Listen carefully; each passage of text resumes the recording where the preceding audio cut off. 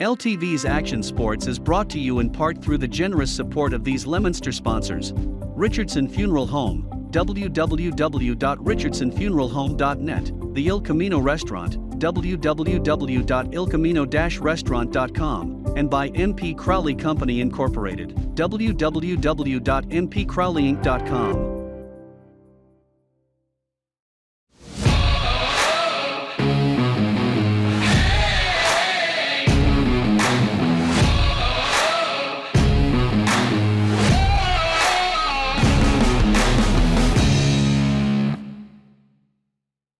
From Doyle Field in Leominster, we say a very good evening, everyone, and welcome to high school football here on RFM Audio. Todd Robbins, great to have you along with us tonight, and we welcome you joining us here on RFM and with our partners at Leominster TV. We say good evening to those of you joining us on the channels of Comcast, Verizon, or Leominster.tv. Away we go. It's Leominster and Doherty coming up at the top of the hour. Leominster comes in with a 1-0 overall record. Doherty, a record of 0-1. In the last 6 meetings between these two programs, Doherty has got a 5-1 advantage. You got to go all the way back to 2016, September the 9th, 2016, for the last Leominster victory in this series. It was a 28-20 Leominster win on the road at Foley Stadium. That was the last Leominster win in this matchup against Doherty. We'll see how the night pans out. Bill Thomas and Kate Robbins will join me momentarily, but first it's time to go inside the headset. Had an opportunity to head on down to the field and talk to both head coaches going into tonight's matchup. First, head coach Sean Mulcahy from Doherty, followed up there behind by head coach Devin Gates of the Leominster Blue Devils. As we get set for Leominster and Doherty coming up, joined now by Sean Mulcahy, Doherty head coach, as we go inside the headset. And Coach, I was just saying to you when I came over, I wanted to know, first of all, how you and the team was doing after what was seemingly, at least from an outsider's perspective, on what became a very busy and awkward week with the fire, of course, next door to the main building. But the good news is nobody got hurt in the grand scheme of things. Right. It wasn't even an issue for us. I mean, other than we got to, witness and be a little curious during practice what was going on. Right now we're, without a home practice field, and we knew that, and, we don't make excuses about it. We didn't play very well last week, and it had nothing to do with where we practice. It's how we practice, and, hopefully we had a better week this week. We were a lot more physical during the week, and we'll see if that, translates to the game. There's two hallmarks in the era of your head coaching in this team, and that is, of course, a very physical team up front, dominating the line on both sides, that particularly on the offensive side of the ball allows your athletes to go to work, and you've, of course, been blessed with great quarterback play over the years as well. Right, and we're very inexperienced, and we have two really good quarterbacks potentially, but, last week was their first game, and I'm sure they had, first game jitters, and, each of them have a skill set that's unique to themselves, and, hopefully they settle in and are a little more comfortable tonight. And we didn't protect them at all last week, so they didn't have a chance at all to do anything that we need them to do. And if we don't protect the quarterback, we become one-dimensional. And when we weren't physical on the line to be able to run the ball, which we weren't, it really spelled a difficult night for us. So hopefully we've improved in those areas over the week, and this will be a good test to see where we're at because, Devin's done a great job kind of setting his foundation. And obviously last week, they, played Fitchburg, and that's an arch rival game, and they looked very good. Getting an opportunity, of course, to play two quarterbacks out there, you stand with that question. Some coaches will run them out every other play, and they'll go back and forth with the play in their hand. Some will run them out by series. Is it a feel thing? How are you kind of looking to adopt this? We had three going into the year competing for the job, and, one of them's now transitioned to wide receiver. And these two guys, neither one pulled ahead in any, one day Dean had a better day, and the next day Josh would have a better day. And, I think Josh is a little more athletic than Dean. Dean's a little bigger and stronger. I think he throws the ball with a little more zip. Josh does very well too. So it kind of is a feel. I'm more on the defense, and Coach Wallace is in charge of the offense. So I think Dean pulled ahead a little bit last week, and so he got the start. And Dean will start tonight. But if we're sputtering, and it's not because of Dean, but Josh gave us in the counter run game last week a little spark in the middle of the game that we needed, and he's pretty good at that. So it's more of a feel, like you said.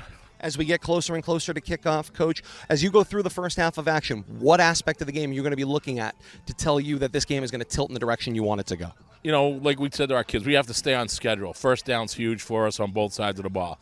We can't be sitting second and 9, second and 10, series after series. And that was the case last week. And, there's no good play call on the play sheet, 3rd and 10, 3rd and 9. And the same thing on defense. We were 2nd and 2, 2nd and 3 all night long. We didn't get off the field. So, so first down's a huge down for us. That'll tell me, are we, playing a little harder and a little better? And, a lot of it's technique. It's not fear. It's just we didn't execute. We had kids in for the first time running around blocks, not taking blocks on, and just things that inexperienced kids do. And, we paid for it. All right, Coach, best of luck. Thanks a lot. Other side of the field, we continue inside the headset with Leominster head coach Devin Gates. And Coach, we were just talking with Coach Mulcahy about what was kind of a weird and awkward week for them with a little fire next door and, kind of continue to motor right along. Meanwhile, for Leominster, talk about staying on schedule. You guys have been in a situation where things have been kind of matriculating through the year. You got a beautiful night to start things off here at Doyle Field in week number 2. And you are coming off of something that you haven't been yet in your 4 years as head coach. You're 1-0 after week 1.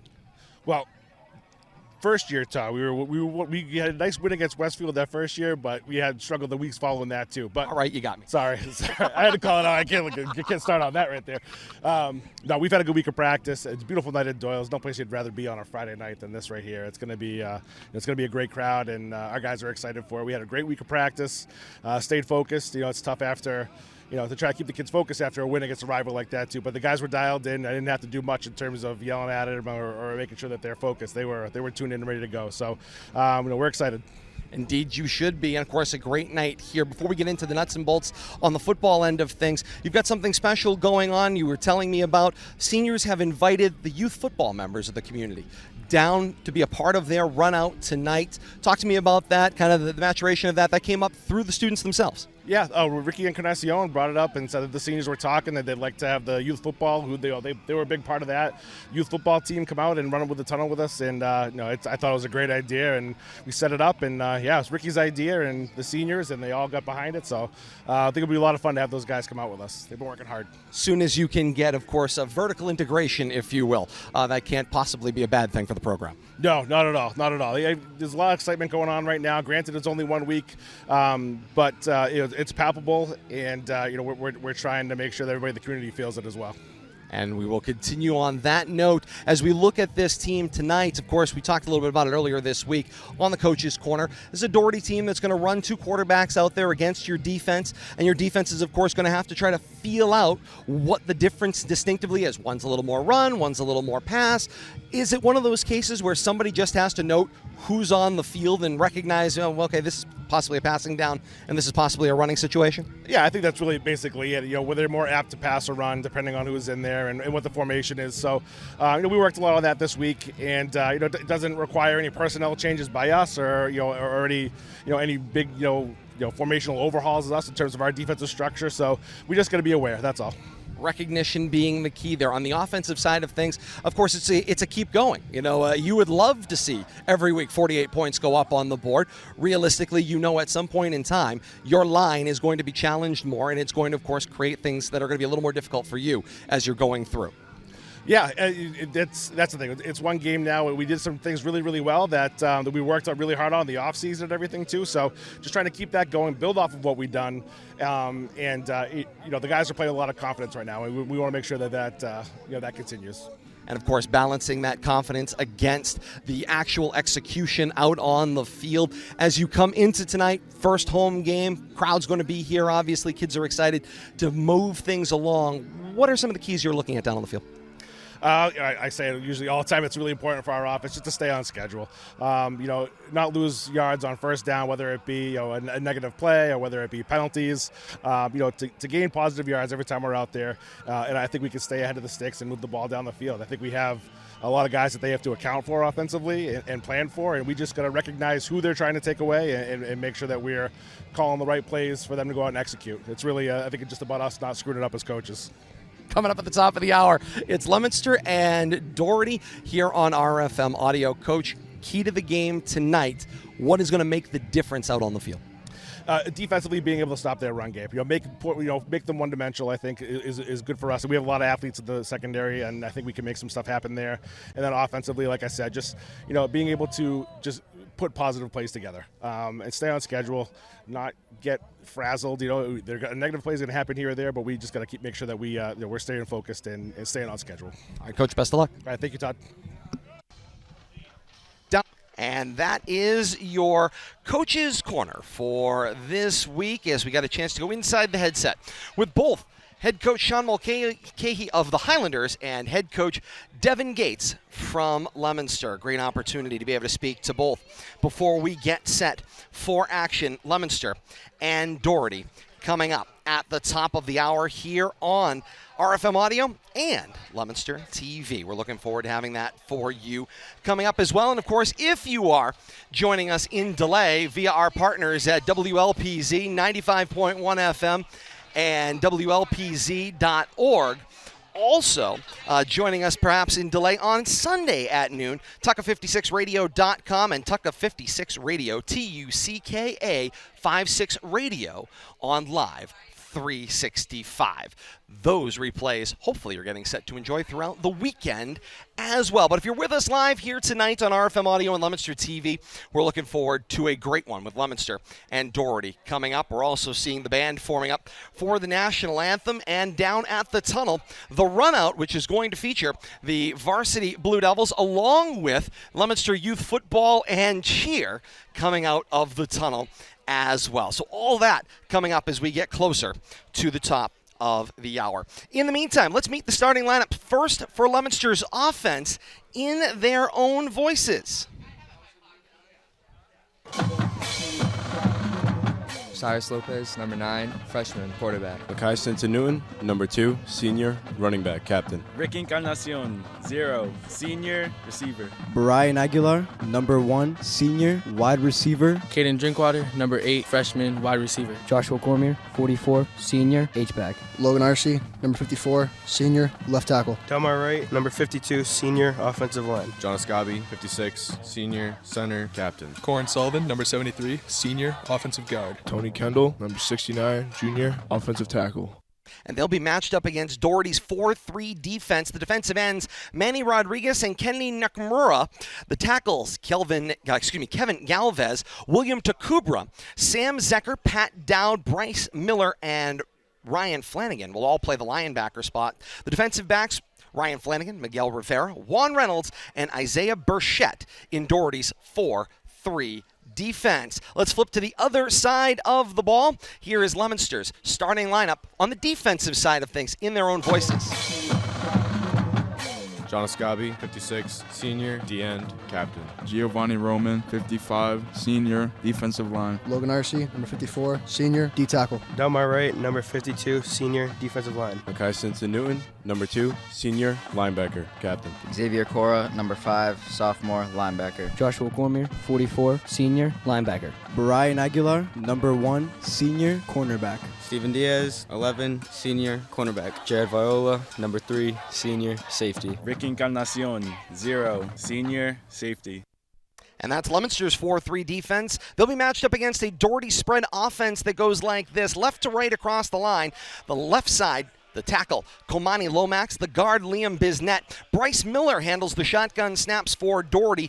The right side, the right guard is Jaden Lay. The right tackle is Ethan Falvey. The tight end, Kevin Aquino. The running back is Pat Dowd. The wide receivers, there will be 3 flanked out in formation. Jaden Atherley, Ryan Flanagan, Javon Mays, the wide receivers. And Dean Pullman, we've been told, will get the start at quarterback tonight. I can see Bill Thomas is down on the field, the new innovation here on RFM Audio. Let's check in with him. Bill Thomas, you're getting a chance to feel what's going on down there. The dance team performing down there right now. Yeah, they came up on me here and caught me outside a little bit. But I tell you, the atmosphere is fantastic down here. talking with the white hat. I was going to join the coin flip. He was all smiles. And he happened to mention it'd be nice if he had a belt pack so he could talk to us too, but I told him we're working on that. I was going to say, we feel the same way here at RFM Audio, so hopefully the innovation will just keep coming, and maybe a little help here at Doyle Field as well. But Thomas, I'm also noticing that the DPW vests are following us wherever we go. The Leominster student section has chosen a neon field tonight, and there's a whole lot of DPW green, yellow, pink, and orange all over the stadium tonight. Yeah, I love the look of the safety vest. We saw it last week at Wachusett, and seems to be catching on, but tell you, the home side is really filling in. We're going to have a great crowd here tonight. And hopefully the visitor side will fill in. Usually they're late arriving, but I'm expecting a great crowd overall tonight. Question about that. Bill will be back with you in a matter of moments. Kate Robbins is at RFM HQ. Kate, we're getting closer and closer to Leominster and Doherty coming up here. We may get interrupted for the run out in a moment, but Kate, last thoughts here. Leominster and Doherty, a 1-0 Blue Devil team, which Coach Gates wanted to remind me they were 1-0 in his first season when they defeated Westfield.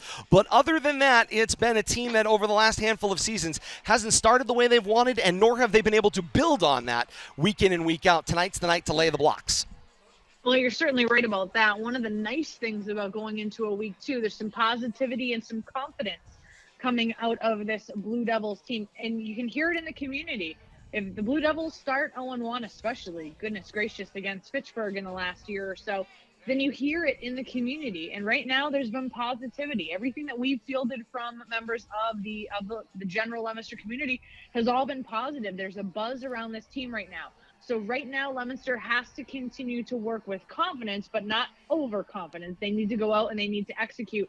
And I think, especially with the veterans on this team, they will keep this Leominster team firmly grounded in reality and basically let them know sadly it's not a long season, it's a short season, and in order to be successful you have to win and win early. And here come the Blue Devils with the run out of their tunnel from right to left, angled across the field here at Doyle Field tonight, and joined by Leominster Youth Football and Cheer coming charging out of the tunnel, following the varsity Blue Devils out onto the field tonight, and they are coming en masse out onto the field tonight.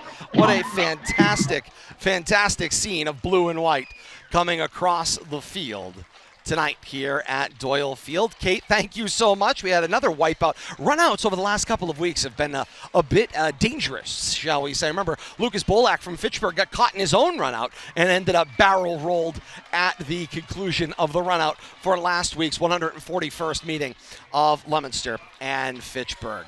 All right, everybody has made their way out of the tunnel, including a couple of darling cheerleaders as well that are following in their tread as well. Great scene here.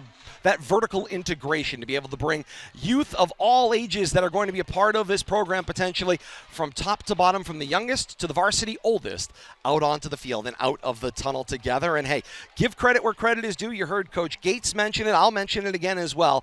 Can thank Ricky Encarnacion and the seniors that are part of this football program for coming up with the idea and extending the invitation to Leominster Youth Football to be a part of this runouts tonight for week 2 action here on this Friday night, September the 16th. While we wait for them to get themselves set up for the coin toss, let's take a look at tonight's game time, weather forecast, and conditions. Check of our time and temperature comes at 6:53 on a Friday night, September the 16th. 64 degrees. Sun setting here at Doyle Field. We're heading down for our low this evening, which they say will be around 45 degrees. See the captains getting ready, locked arm in arm on both sides to head toward midfield. And as the captains from both schools head out to midfield, it's time for Bill Thomas and tonight's coin toss down on the field. Wow, this is a new experience, fans, and right here part of the coin flip. I have to see if I can get this right. I've never been any closer. This was going through the coin itself. It's going heads and tails. Already gets the call. Who's the head? You won the toss. Leominster's won the toss. Hey, Blue won the toss, so defer to the second half. And Leominster's deferring to the second half. They're going to defend the end zone to our right. Let's play some football. White's going to receive. All right. Doherty will be receiving the opening kickoff. All right, Bill Thomas, thank you so much. Bill Thomas down on the field for us for the coin toss. He lives for that moment, that coin toss, each and every week. And now we've had a chance to put him literally inside the huddle for this opening game. Teams head to their respective benches to fire one another up. We've got the national anthem on deck. The Marching Blue Devils getting ready for their first performance of the 2022 season with the national anthem.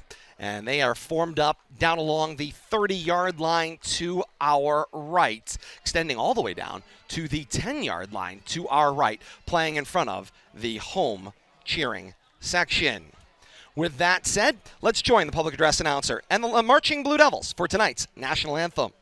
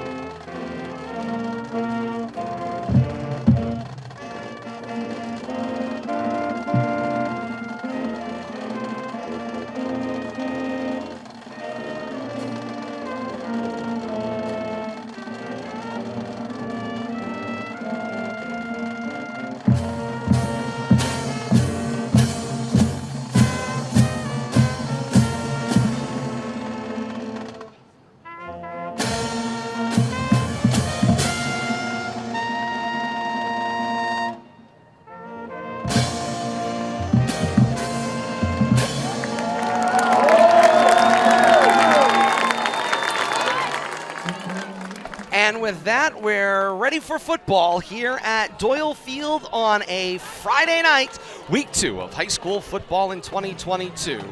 Getting ready for action. Leominster will be defending the goal to our right. As Bill Thomas told you, they'll be kicking from right to left.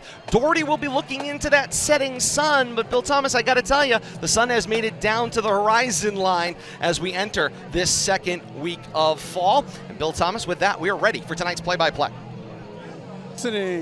You are listening to Leominster High School Football from RFM Audio on YouTube, Facebook Live, and Twitch. It's time for our signature play-by-play. Now, with the call of the game, the voice of the Blue Devils, Todd Robbins. All right, Bill Thomas, thank you so much. Dan Thompson gets ready for the kicking duties. Ball on the tee, 40-yard line at our right as Thompson marks off his distance. A couple of Highlanders back in return formation as well. They stand back at their own 20-yard line to return Dan Thompson's opening kick. Thompson on the approach, straight on, swing of the right leg, end over end. It will swing on a line drive, and it'll be returned from the 19-yard line. And with the return straight up the field, it's Javon Mays on the return for the Highlanders, crosses his own 25 and knocked down at his own 27-yard line, an 11-yard return for the Highlanders. Going to put that up almost nudging the 30. Todd gave him a couple extra there, forward progress. He took a big hit, pushed backwards, but yet giving him a forward progress. Nice run back there to put the Highlanders in good field position for this opening drive. So Dean Pullman, one of the tandem of quarterbacks for Coach Sean Mulcahy, will get the start tonight. Pullman, the junior quarterback, 6'2", 210 pounds, trots out into spread formation. He'll have two receivers, wide side to the right, two backs in the backfield with him, and he'll ask for the ball on 1st and 10 from his own 30. Quick screen out to the right. It is complete for Jaden Atherley. Atherley is met and driven out of bounds right around the 30-yard line. They're going to give him the 31. It'll be a gain of 1. 2nd down and 9. Their own 31 going left to right for the Highlanders. Wearing the road white tops, gold bottoms, classic Doherty gold helmets. It's a yellowish gold with the white face masks, the burgundy numerals front and back of the visiting jerseys. Highlanders will trot out on 2nd down and 9, their own 31 at right hash. Shotgun set, 2 receivers wide to the left, 2 backs in the backfield with Pullman. Takes the shotgun snap, the handoff went inside for the running back, Pat Dowd. He got hit almost immediately, Bill Thomas. Looks like a loss of about 3 on the play.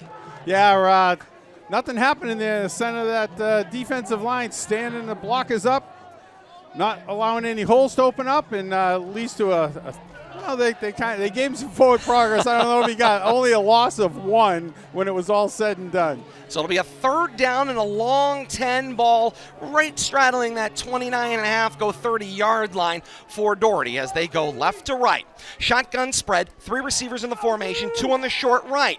Pullman back to pass, flat-footed, waits for the slant to come from his right. It is complete for Javon Mays, coming across the 40-yard line and taken down at around the 44. It's a gain of 14 and a Highlander 1st down, and their drive continues. Nice slant right there, hit him on the numbers, waited for him to clear the end there, and the outside linebacker. No pressure from the front defensive 4 of Blue Devils. Plenty of time to get that pass off. Pullman clipped heels with Coach Walls on his way off the sideline, but he made his way safely into the huddle. 10-10 left here in quarter number 1. First offensive drive of the game here on a Friday night here on RFM Audio and Leominster TV. Notice a couple of safe passes here trying to get the Doherty offensive going after last week. On 1st and 10 out of that same shotgun, the snap and the give this time was Makai Ansa, who raced from right to left, turned the left edge, crossing the 40, and moved the football to about the 44-yard line. They give him a gain of a yard. It'll be 2nd down and 9, their own 44, just inside of left hash for the Highlanders. Good job by the right side of the defense. Delmar Wright out there, he had a monster game last week. Didn't play very much in the second half, had some cramping issues, but very instrumental in that 41-point outburst on both sides of the ball, offensively and defensively. He was disruptive on every play and leading the plays on offense all over the field. He had a game only in the half last week. 2nd and 9, their own 44 at left hash. Shotgun spread, 3 receivers. The snap, Pullman barely got the handoff to Dowd, but Dowd crosses the 45 and down at the 46-yard line. Check it, it's Isaiah Burchett gets his first carry. That's all 3 running backs by committee that have now had a touch tonight. Yeah, Gio Roman in there. Big hit right there, helped out by Makai Newton. Short gain brings up another big 3rd down here for the Highlanders.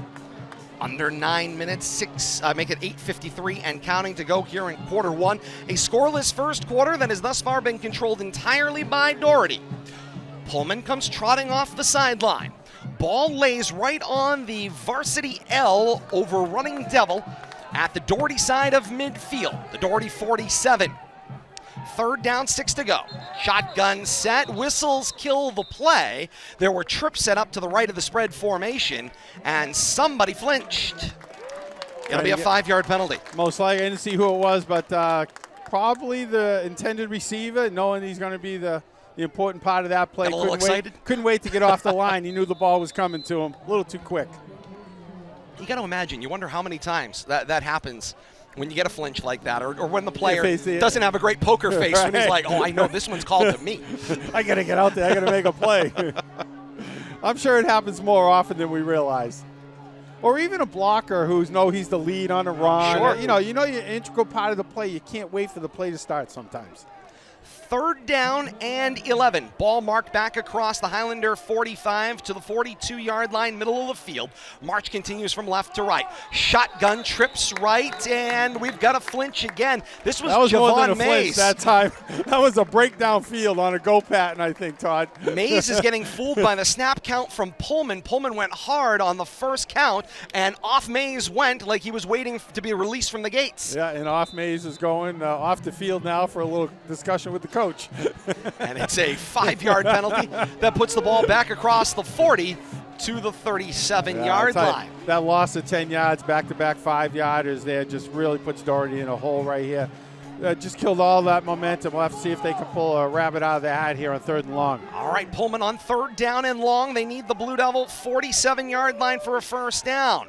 Shotgun spread, 3 receivers left. Pullman asks for the ball, looks toward those trips wide outside. Jump ball is knocked down, incomplete. Nice job. Leominster had 16 was the number I saw. Keegan Armashinga that got up in double coverage and deflected that one away. Yeah, it's nice calling some different names out there too, Todd. Some sophomores and juniors getting involved in the secondary. Great defensive stand right there. 2 penalties just pulled all the momentum away from Doherty's offense, but still went for something there. Had a 50-50 ball. Armishing of the linebacker, 5'9", 175. 4th down and long, and back in punt formation go the Highlanders. And the punt is sent deep downfield. Encarnacion, who is back for Leominster, calls poison. The ball will hop at the Leominster 40-yard line and take a Leominster bounce forward by a yard or so. And it will be a 1st down and 10. Ball at the Leominster 42-yard line, middle of the field, as Leominster goes right to left here in quarter number 1. They're wearing the home royal blue tops with white bottoms trimmed with royal blue. Combination of white or royal blue socks depending on who you are, in the classic Leominster white helmet with white face mask and the single royal blue stripe up the middle. Shotgun spread, Lopez 4 receivers, drops back to pass on 1st down. Little swing pass coming out of the backfield, finds the running back Newton. Newton will angle from left to right, cross the 45 midfield, and taken down shy of the Highlander 45 at the 47-yard line on a gain of 12. And Leominster quickly, 1 pass, 1 first down. And that's a way to get him started. You know, you build some confidence in that freshman quarterback, but he looks like he's, I wouldn't guess he's a freshman if you told me to pick the freshman out of there. I tell you, he's playing tall, playing big. 1st and 10 from the Highlander 47. Lopez back to pass. Got a wide open Drinkwater with no coverage down the sideline. He will go untouched to the end zone for a Leominster touchdown. Blown coverage right from the snap of the ball. 47 on the completion. 6 points for the Blue Devils. 6:43 to play here in quarter 1, and 2 plays in, Leominster has a 6-0 lead. Lopez to Drinkwater. It didn't take us long. We said we were going to be saying that a lot. Only took under a little over 5 minutes for it to come up tonight, but 2 times last week and very early on this week. Dan Thompson on for the point after. Viola does the holding. Snap, ball down. Thompson puts the kick up toward Morton Street, and he makes the hill while splitting the uprights. Teams come back up the field. 6:43 to play here in quarter 1. Leominster with a 7-0 lead. Kate Robbins has your scoring summary. Well, that one's pretty easy, gentlemen. That's a 2-play drive covering 58 yards in under 90 seconds. It's Osiris Lopez to Drinkwater. We're going to be hearing that a lot for the 47-yard touchdown. The extra point is good. Leominster is up 7-0 on top of Doherty in short order.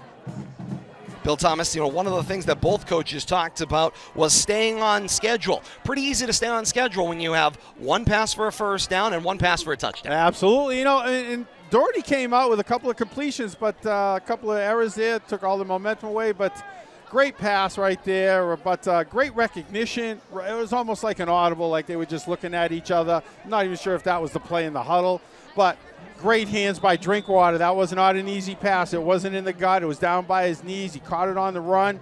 Just a great all-around play from both players. Ball on the tee, 40-yard line at our right. Thompson swings the right leg. It's a line drive. Finds its way to Mays, returning from his own 25. Head of steam coming straight up the field, 30-35. Turned horizontally at the 37 and run out of bounds after a return of 15 for Javon Mays. Once again, Doherty set up in pretty good field position here. Have to see if they can take advantage of it, or at the very least, change the field position. Poor punt. Left the Blue Devils near midfield, and they took advantage of it rather quickly. 6:37 to play here in the first quarter. 7-0 Leominster's lead. Doherty coming out for their second offensive drive of the night. Dean Pullman continues at the quarterback spot on 1st and 10 at his own 38. It's a knee-high snap, fields it, handoff for Burchett, finds some room, hops across the 40-42, and then leans forward to the 44-yard line. Give him a gain of 7. Be 2nd down and about 3 to go. Good job right there. Big first down play, doing a little misdirection. What we used to call that? Mismatch? Crisscross applesauce. Crisscross applesauce. Thank you. Courtesy of Dave Palazzi. But, using it effectively right there. Get the blockers going the wrong direction, create a hole. Goes officially as a gain of 6, 2nd and 4. Out of that same shotgun, looking to his left. This is Pullman. He finds Mays coming on that slant from his left, cross the 45, taken down at the 47-yard line. Gains a couple more. It'll be 3rd down. Stick isn't moving really well, Bill Thomas. Stick. I'm like, something doesn't match. 3rd and about a yard. Yep, nice gain, tough gain, 3 right there. But another 3rd down play, 3rd one the Highlanders have faced here early on. They need their own 48 for a 1st down. See if they stick with that passing game right there or give it a little applesauce. 5:30 to play here and counting in quarter number 1. Out of the huddle and trotting to the line. Here's a pistol formation set up. 2 backs in the backfield. 1 behind Pullman, 1 directly to his right. The snap, the give is for Burchett. He goes straight up the middle, battering ram style into the A gap, cross the 47, reaches toward the 48, but I don't think he made it far enough. They're going to call it no gain on the play. Not a good spot right there for the Highlanders offense, but what are they going to do here? I don't see much movement off the sideline, looking for a play, a lot of standing around. The other quarterback a little in slow the getting a play in here. 2-quarterback formation is the punter, Josh Romeo, we saw on the previous series. Pullman is standing with the coaching staff over on the sideline. They have picked out a play. No sign of the play clock. 4:40 to play here in the first. Play taking a long time to 10 seconds signaled on the play clock now. On 4th down and a yard. Highlanders are going to go for it. There was a hard count from Pullman. The ball never left the center. Miller and the right guard, Jaden Lay, stood up. That'll be a 5-yard penalty. That settles that question of whether you're going to go for it or not. Punter trots out on the field along with the punt team. And once again, you wonder if maybe that play was headed to that spot there. It looked like the right guard jumped and he was ready to block somebody. Just didn't get the opportunity. Sticks are moving in various directions here, but it is 4th down. Spot is the 42-yard line. Good snap to Romeo. He puts the right foot into it, launch downfield, and then Encarnacion with the return from his own 30-yard line. Almost immediately in the grasp, he's spun down on the play by that same Jaden Lay, who makes a play coming out onto the field on special teams and takes down Encarnacion after a short gain on the play. 28-yard pump from the line of scrimmage. Ricky brought it back 3-4 yards. Still not bad field position here for the Blue Devils. Second touch tonight. Nose of the football, their own 35-yard line, middle of the field. Clock stopped on the change of possession. 4:08 to play here in the first quarter. 7-0 Leominster's lead, and they look to add. So you think Drinkwater and Lopez are on the same page. Drinkwater's not even in the huddle. It's like they communicate telepathically. It's a shotgun spread. 3 receivers in the formation. Encarnacion steps back, catches the screen at the 30-yard line, eludes 1 defender, then a second, still on his feet across the 35, then the 40, spun forward to the 43-yard line. Looks like a gain of 6, and it'll be 2nd down and 4. I don't know if you noticed, Todd, but Drinkwater was out in front of that play. He saw Encarnacion in trouble back there, came back and got in front of a defender and made a block to spring Ricky because he was going nowhere. Great heads-up awareness right there by Drinkwater to come back, help out his receiver, get him a block, and get some positive yardage. 2nd down, 4 to go. Their own 41 at left hash. Shotgun spread, 2 receivers, tight to the boundary right, single and one-on-one coverage, wide right, and the handoff goes inside for Newton. Newton slips through that A-gap, room across the 45 and toward midfield, where he'll be taken down on a gain of 9 with a Leominster 1st down. I tell you, Newton running with a lot of confidence. You know, that each half of that offense effectiveness complements the other. The passing game opens up the running game. You pull the defense in, opens up the passing game. Blue Devils are clicking on all cylinders right now. It's Bluetooth, Bill Thomas. Drinkwater's got it, and so does Viola over on the wide side right of the formation. Neither one, they're just watching. They get a and whistles timeout. And a flag kill the play there. Yep. Encarnacion was slot to the left. Drinkwater picks up the flag for the official. And it's a 5-yard penalty. They will mark the ball back to the 45-yard line of Leominster, and it'll be 1st and 15.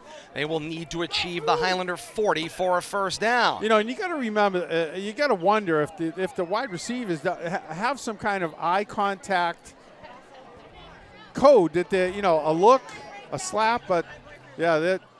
3 receiver spread on 1st down and 15. Give it to Newton. Newton takes the ball to the middle of the field after the gain of 5. Pirouette move crossing midfield.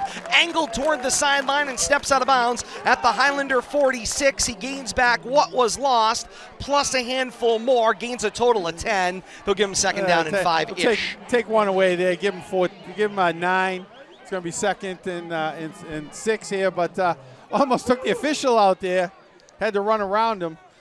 Good play, though, by Newton. Receiver gun. Lopez hits the 5th step, looks down the left sideline, floats long for Drinkwater. He had beat double coverage, but the ball is long and incomplete. I don't think that'll be the last time we see that play. That was very successful for a 50-50 jump ball against the Red Raiders last week. Drinkwater came down with it, but a little too long. Maybe add a little wrinkle in that, turn it in towards the post next time, give him a little more room. It was working that sideline, but really showing some confidence here, freshman to freshman. It's a 3rd down and 6. Ball at left hash on the Highlander 46-yard line. Leominster march continues from right to left. 2 receivers tight to the boundary left. Lopez calls signals. The snap, give it to Newton. Newton races out toward the right edge, steps across the 45. More room across the 40. Slips a defender to the 35, then the 30 before being shoved out of bounds at the 29-yard line. It's a Leominster first down on a gain of 16 for Mackay Newton. 16, it should have been maybe 5 tops, but talk about a cutback and using that sideline. Great job by Newton right there to pick up that first down.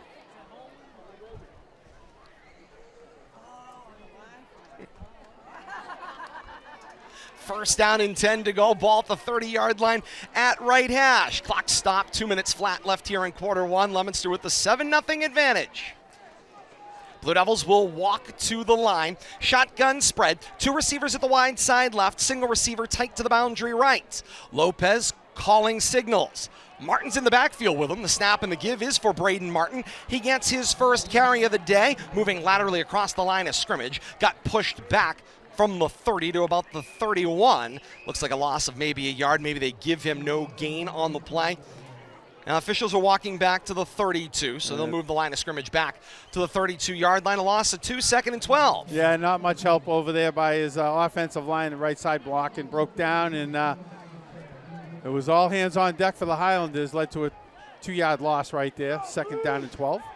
Ball located at the 32-yard line, of the Highlanders at right hash. Shotgun spread, 3 receivers in the formation, 2 wide left.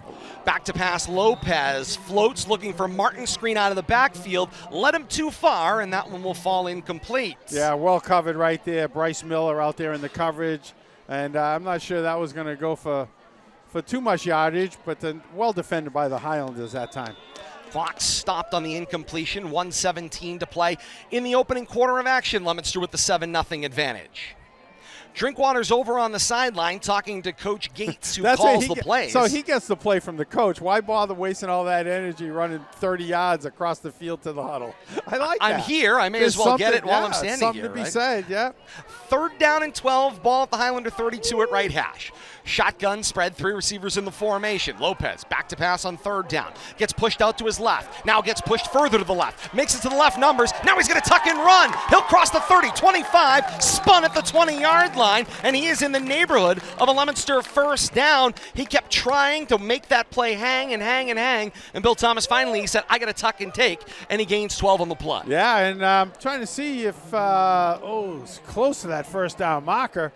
Wow, there's not much space between.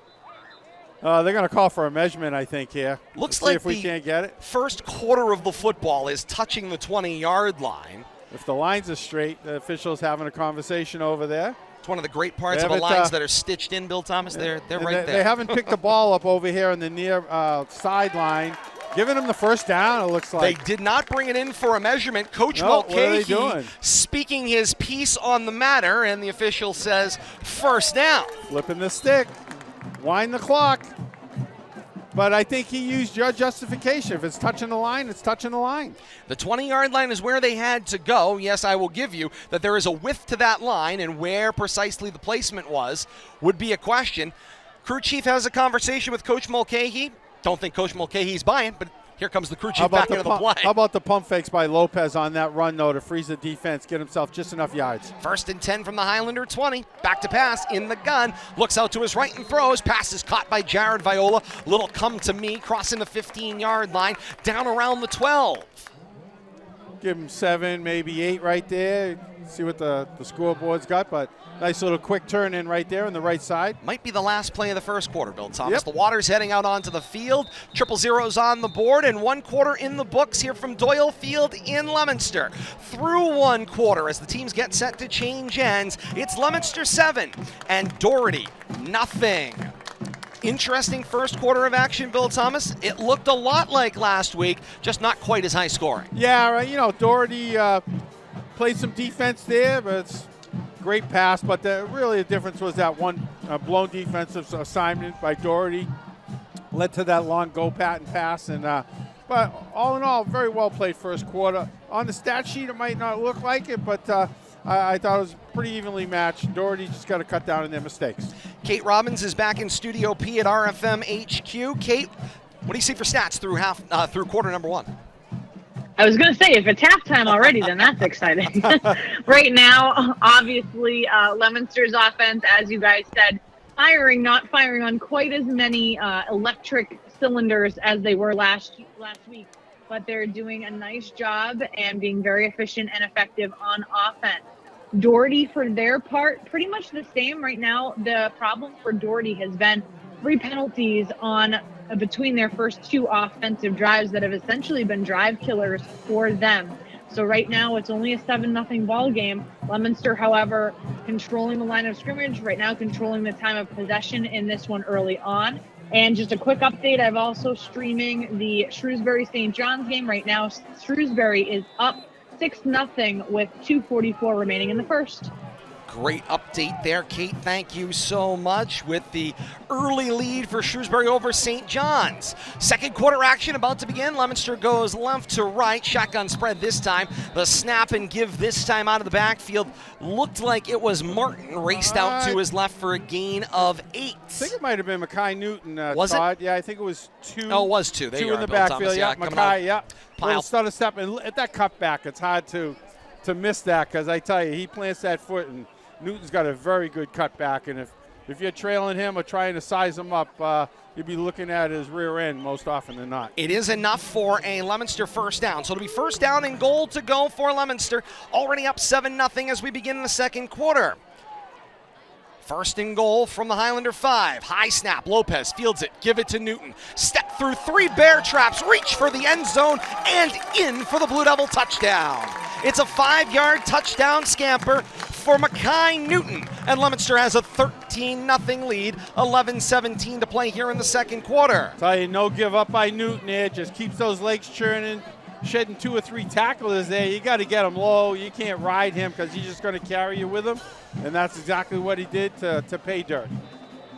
Dan Thompson on to try the point after. Brian Aguilar does the holding. Thompson's first kick toward the upper field end of Doyle Field. Flag comes out on the play, and it appears that a defender lined up offsides. It is an offside signaled against the Highlanders. Going to mark that one against number 1, Jaden Atherley, Bill Thomas. He was going to be coming out of the baffles from the kicker's left, and he lined up in the neutral zone. He's got his eyes on a spot. I think he was going to attack this extra point. Half yard closer, go the Blue Devils. They ask for the ball. Ball down. Thompson's kick is low to the bar, but over the bar. Teams come back up the field. 11-17 to play here in the second quarter. It's Leominster 14 and Doherty nothing. Kate Robbins has got your scoring drive. All right, let's take a look at the scoring summary. We had a 5-minute, 30-second drive. It was 11 plays long, covering 65 yards. It ends with that 5-yard touchdown rush by Mackay Newton. The extra point, although low, is good. And I can also report, Todd, Mr. P is seeing lights in his activity gym for the first time. Not crying, seeing lights in the activity gym here from Studio P at RFM headquarters. Thank you so much. Kate back home with the little guy. Bill Thomas, we got an update from the little guy. Apparently he's seeing lights for the first time. Oh, I love it. He's in the activity gym listening to the play-by-play, so we're filling it in. So much for the birds and everything else. You just play a little football play-by-play. Just play some football, listen to our soothing voices, and you'll probably be asleep in about 10 minutes. Ball in the tee, 40-yard line at our left. Thompson swings the right leg. High end over ender. This will be returned by Mays from the Highlander 23 on the run. Got some space. Cross the 30, then the 35. Continues up the right hash toward the 40-yard line. And it's great field position once again for the Highlanders. A return of 17 for Mays. It'll be 1st and 10 Highlanders, their own 40-yard line, coming right to left. 11-11 to play here in the second quarter, and Leominster with the 14-0 lead. Bill Thomas, it hasn't been for poor field position for the Highlanders. Right now, it's just been all about execution. Yeah, they've had their opportunities. I think third time they've started beyond the 30-yard line. Been up near midfield a couple times, just haven't been able to cash in. And penalties here and there have really slowed them down, especially that first drive. Have to see if they can't get something going here, the first touch of the second quarter. 1st and 10 for the Highlanders. And Josh Romeo gets his first snap from the gun. He'll drop back to pass, look to his left and throw. Pass is caught, but sniffed out almost immediately on the play. It's a loss of 2. Juan Rodriguez made the catch out of the left of the formation. Generous. Nope, they're putting it back. They were going to only mark him back 1, but they're taking a full 2 away. Great heads-up play right there. Defensively, who was over there, Todd? Was that Aguilar? Or? Indeed it was. Yeah, that's what I thought. Nice play. Came in real aggressive. Saw it coming all the way. More updates coming from around the region. Mike LeClaire, our intrepid reporter, out covering Neshoba and Longmeadow tonight. Neshoba on top of Longmeadow through 1 quarter. It's 7-0 Neshoba on top of Longmeadow through 1 quarter, says Mike LeClaire. Have to see how the offense flows through Doherty with a change of quarterback here. You know, they proclaimed one is passing, one is running, but the running or the passing quarterback seems to be throwing okay. And now timeout taken on the field. Trouble with the play choice on the Highlander sideline, so they'll take a timeout. Stops the clock with 10:20 to play here in the second quarter. Leominster with the 14-0 advantage. Doherty facing a 2nd down and 12 at their own 38-yard line at left hash, and they will head back into the huddle. Folks checking in with us all across the region tonight. Got a very nice message, Bill Thomas, from Megan Havey-Delakiai. She says, good luck, Blue Devils, from the Delakiai family. Garrett Delakiai and family out there. Lindsay Delakiai, Molly Delakiai, the whole Delakiai clan that's gone through Leominster here, sending out a nice message to us at the start of the 2022 season as well. Great to hear from the Delakiais. You know, it's great memories from my first couple of years broadcasting the Blue Devils. Great quarterback play by Garrett in 2 Super Bowls, and I'll never forget those first 2 years I was part of those Super Bowls, and looking forward to many more to come, hopefully in my broadcasting lifetime. Got a few years to go. It's pretty impressive when you go to a stadium and you see they are a 12-time Super Bowl champion as well here at Doyle Field.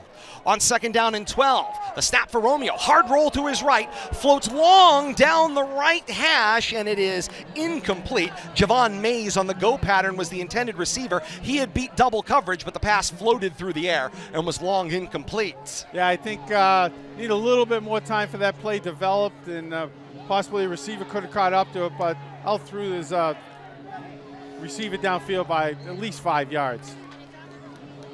A lot of personnel changes here for the Highlanders. Indeed they are. Once are. again, I tell you, every time they look over at that sideline, it's 3rd down.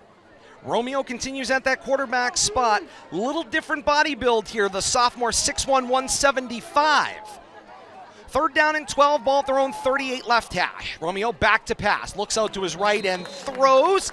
Finds Javon Mays on the little slant coming back right around the 48-yard line. He is hit and pushed back to the 47.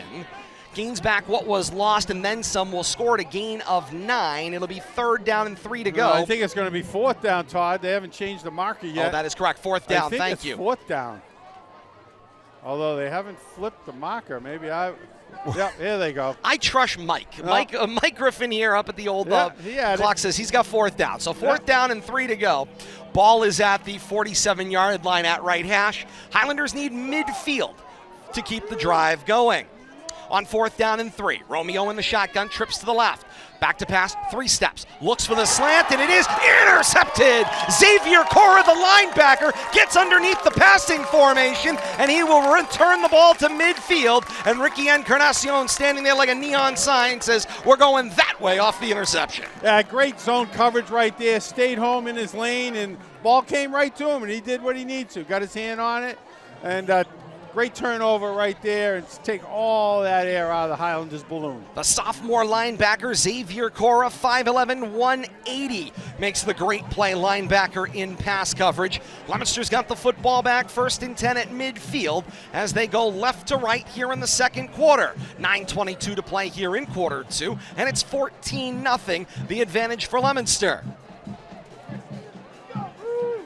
Ball sitting right on the running devil over the varsity L at midfield. Encarnacion checks in motion from the right slot. Fake the give it to Newton. Newton comes back against the grain to the short side, eludes a defender across the 45. Got right sideline at the 40-35. He gets shoulder tackled out of bounds across the 30 at the 29. It's a gain of 20 for Mackay Newton and a Leominster first down. I tell you, he's got that shoulder dip and he plants that foot, and I don't know if I've seen anybody turn the corner that quickly at that speed here on Doyle Field. We've seen some great running backs from other schools, and it's been a while since we've seen somebody with that kind of moves that can just outrace the defenders to the corner and make that sharp 90-degree turn without breaking stride, just planting that outside foot, and up the field he goes. 9:12 to play here in the second quarter. Clock stopped as the play went out of bounds. First down and 10. Highlander 30-yard line at right hash. Lopez scans his line, shifts Encarnacion in motion from right to left.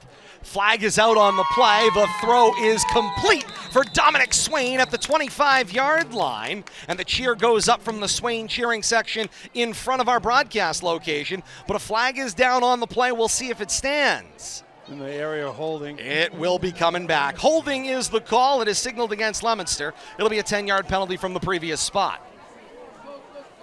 We're going to lose more than 10 yards, well, it's a 15 from the spot. This is a big penalty right here. It happened behind the line of scrimmage. I was going to say, so they were at least 5 yards back, Bill Thomas, and then you add the 10 on top of it. That just seems over the top right there. It is from the spot of the foul. Excessive penalization, I'm going to call that. First down and rather long. Forever, country mile. Blue Devils snapping from the Highlander 47 at right hash. Back to pass, it's Lopez. Screen for Encarnacion out to the left. Pass is caught. Encarnacion takes it up the left numbers, angling toward the hash. Cross the 40-yard line, races it back to the 39. Gains back part of what was lost. It'll still be second down and long. Bill Thomas gives him a gain of 9. Yeah, give him 9 on that. Got about not quite half of. I'll make this into it's only second down. Let's chop it into thirds. 9, 9, and 9.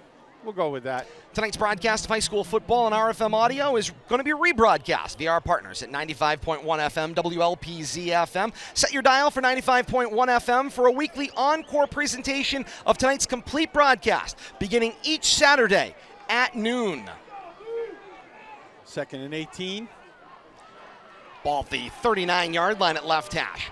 Lopez back to pass. It's a long draw. He tries to race back into the pile. He is wrapped by the linebacker Sam Zecker and spun down. I think Zecker held on for all 8 seconds, Bill Thomas. We'll have to check with the judges on how well he rode, but it was a phenomenal ride, and he kept Lopez in his grasp on the way to the ground. He did spun around. Lopez did a good job holding on to that ball. I thought I saw it pop out on one of those pirouettes, but short gain, moved the marker up a couple of yards, but a nice job by Lopez just to maintain possession right there. 7:20 and counting left here in quarter 2. 14-0 Leominster's advantage. And this drive stalling for the first time tonight. On third down and long, they need the Highlander 20. Hard count, and here comes the entire defensive line through the neutral zone. You think they were looking to get in that backfield? I think they pressure, right. And sometimes pressure gets a little too eager. That'll be a 5-yard penalty from that previous spot. Marks the ball across the 35 and placed down around the 32-yard line. So this is now a third and still long, but maybe a little more manageable. 3rd and 12 from the Highlander 32, middle of the field. They need the Highlander 20. They've done a good job getting it downfield. At least maybe 4 down territory here. Shotgun spread, 3 receivers in the formation, 2 at the wide side right. Newton switches sides of Lopez. The snap, 5-step drop for Lopez. Looks for the little slant away. Pass is caught by Aguilar. He gets wrapped up and taken to the ground, shy of the 25 at the 26-yard line. Nice job right there. I'm trying to see, was it 70, I think, that was out there on the coverage. William Takubra, the defensive tackle, dropping back. Yeah, I think he was more of a defensive end. He's playing a stand-up position. See him in the middle. But nice job right there. Just hang on, because there was nothing stopping first down coming up, or maybe even 6. Facing a 4th down and 6, and Leominster spends a timeout. 6:25 to play here in the second quarter. 14-0 Leominster's lead, and the timeout taken by Coach Gates to talk this one over. A 4th down and 6 in Highlander territory. Continuing our note with our partners at WLPZ. Hey, while you're there at 95.1 FM, you can enjoy great information, education, and entertainment for members of the community by members of the community on Leominster's owned and operated 95.1 FM WLPZ. The great staff at WLPZ FM are always looking for new volunteers to expand their program offerings. For more information on how you can get involved, visit WLPZ.org. Conversation over here, Bill Thomas. Leominster heads back out onto the field. Looks like the offense still out there. You're in that kind of strange distance. Certainly you don't have a kicker that can cover that distance at this time in their career. 43-yard field goal. I mean, you play field position. You've been holding the Highlanders to their own side of midfield. I think you need to take advantage of this 4th down opportunity and see if you can get something. 4th and 6, Highlander 31. Shotgun snap, back to pass, double move. Lopez looks screen, now goes sideline. Drinkwater in the end zone, over the double coverage. Drinkwater reels it in for a Leominster touchdown. Wow. On the money. What was that? The hair, Bill Thomas, that was the 2 defenders and found the hands of Drinkwater. Great concentration by the receiver to get it in his fingertips and make the catch for 6. And I wouldn't even call that a 50-50 ball. That was over the outstretched hands of the defender. Lobbed in and dropped in perfectly. Lopez. To Drinkwater, Bill Thomas. 6:16 to play in the second quarter. It's 20-0. Leominster on top of Doherty pending the point after. Aguilar sets the ball down. Thompson's kick is low, and it is blocked in the line. Teams come back up the field. 6:16 to play here in the second quarter. Leominster with the 20-0 advantage thus far. Bill Thomas, what a first half Leominster has been stringing together once again. Freshman quarterback leading the way. Did you ever think you would say that? A freshman quarterback leading the way with a freshman wide receiver. But I mean, he's not just throwing the ball, he's playing with his head. When he's had to scramble, he's making the right move. He's not forcing the ball.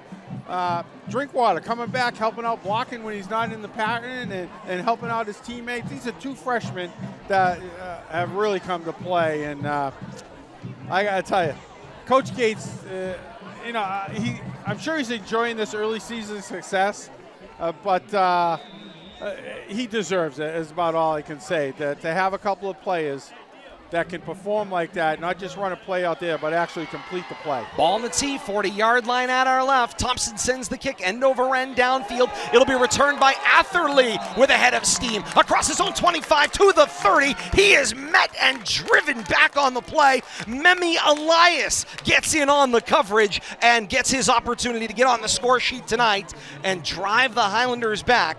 They'll get the point of farthest progress, which they are starting to place the ball down, which will be the 35-yard line their own. At left hash, Kate Robbins, you've got the Leominster scoring drive. I certainly do, Todd. That was an impressive one.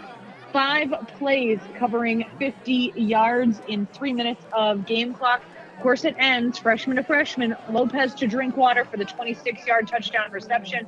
Extra point there, no good. So 20-0 right now. Blue Devils on top of the Highlanders.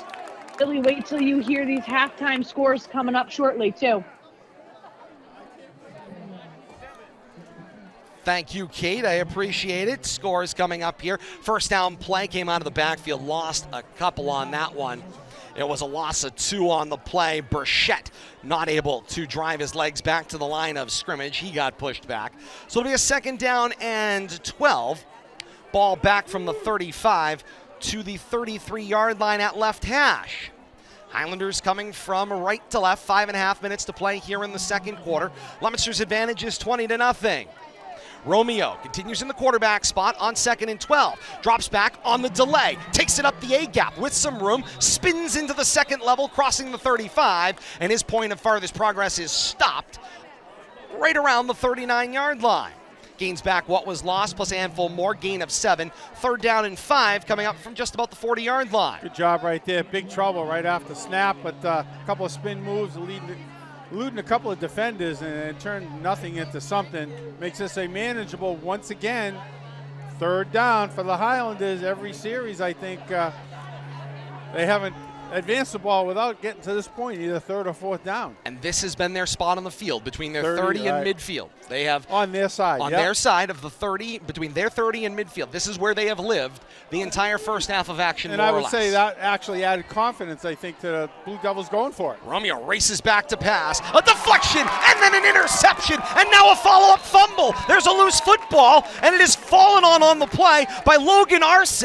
Ultimately, it is a Leominster interception turned fumble, turned recovery. It's Blue Devil football. Logan Arce comes up with the loose ball. The interception belonged to Braden Martin on the play, and I saw Josh Cormier, the linebacker, with the tip as well. Yeah, 3 Blue Devils in on the play there, and leads to a Highlander turnover on third down, trying to force something in. High pass off the fingertips, becomes a jump ball. Free for all, Blue Devils come down with it. 1st and 10 for Leominster at the Highlander 39-yard line at left hash, and once again, the Highlanders fail to pierce midfield. Blue Devils with great field position here to start this drive at the Highlanders 39. 1st down and 10 at that 39. Encarnacion in the backfield with Lopez on the snap. He gets the handoff. Room across the 30 and reaches up toward the, 35, reaches up toward the 30-yard line. He's marked down at the 31. It will go for a gain of 8. 2nd down and 2. Yeah, good job by Ricky getting a little backfield time. Usually we see him out at wide receiver, part of that trips formation. They say, Bill Thomas, variety is the spice of life. This Leominster offense, for the first time in the Devin Gates era, has that variety of weapons. There's just so many of them, it becomes harder and harder to account for. And when it doesn't all fall on one player, it leads to diversity that it's hard to defend. On 2nd down and short, give it to Encarnacion again. No, check it, that was Martin. Encarnacion was the lead block, and Martin kept driving his legs forward, crossed the 30, and he's taken down around the 28-yard line. And we might get a measurement here. It's pretty close to a 1st down. The white hat has already signaled it's a Leominster 1st down. I tell you, he's got to check his shirt there. Almost ripped off his back from the shirt tails there, but continued chugging along and picked those extra 2 to 3 yards up, all on his own, dragging the defender.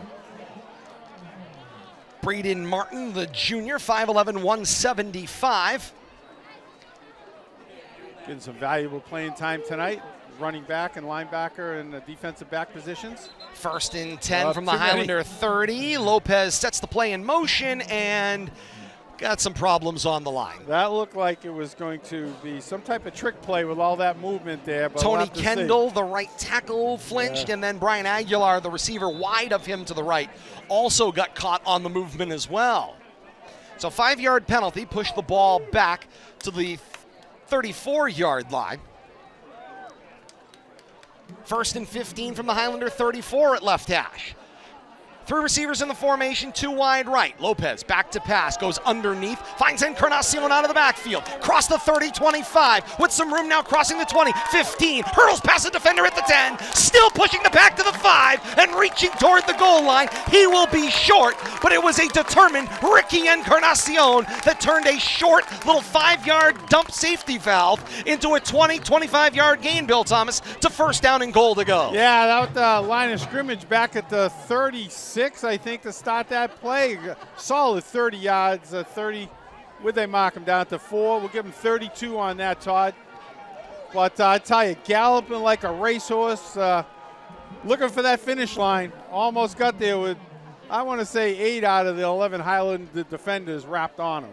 Drinkwater will check out as Leominster goes with their snowplow formation. Encarnacion, the back man, 3 up in front of him as down 2nd level.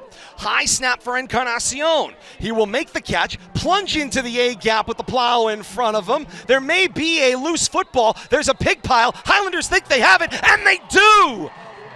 The Doherty defense stands at the goal line. They locate the football that had been taken away from Encarnacion, and down to the ground go the Highlanders, and Javon Mays holds it up, torch in hand. It's the football and a recovery for the Highlanders, and perhaps something they can finally build on in this 1st half of action. Yeah, I mean, fortuitous turnover there for the Highlanders defense. Ricky trying to get that extra yard or 2, sniffing the end zone.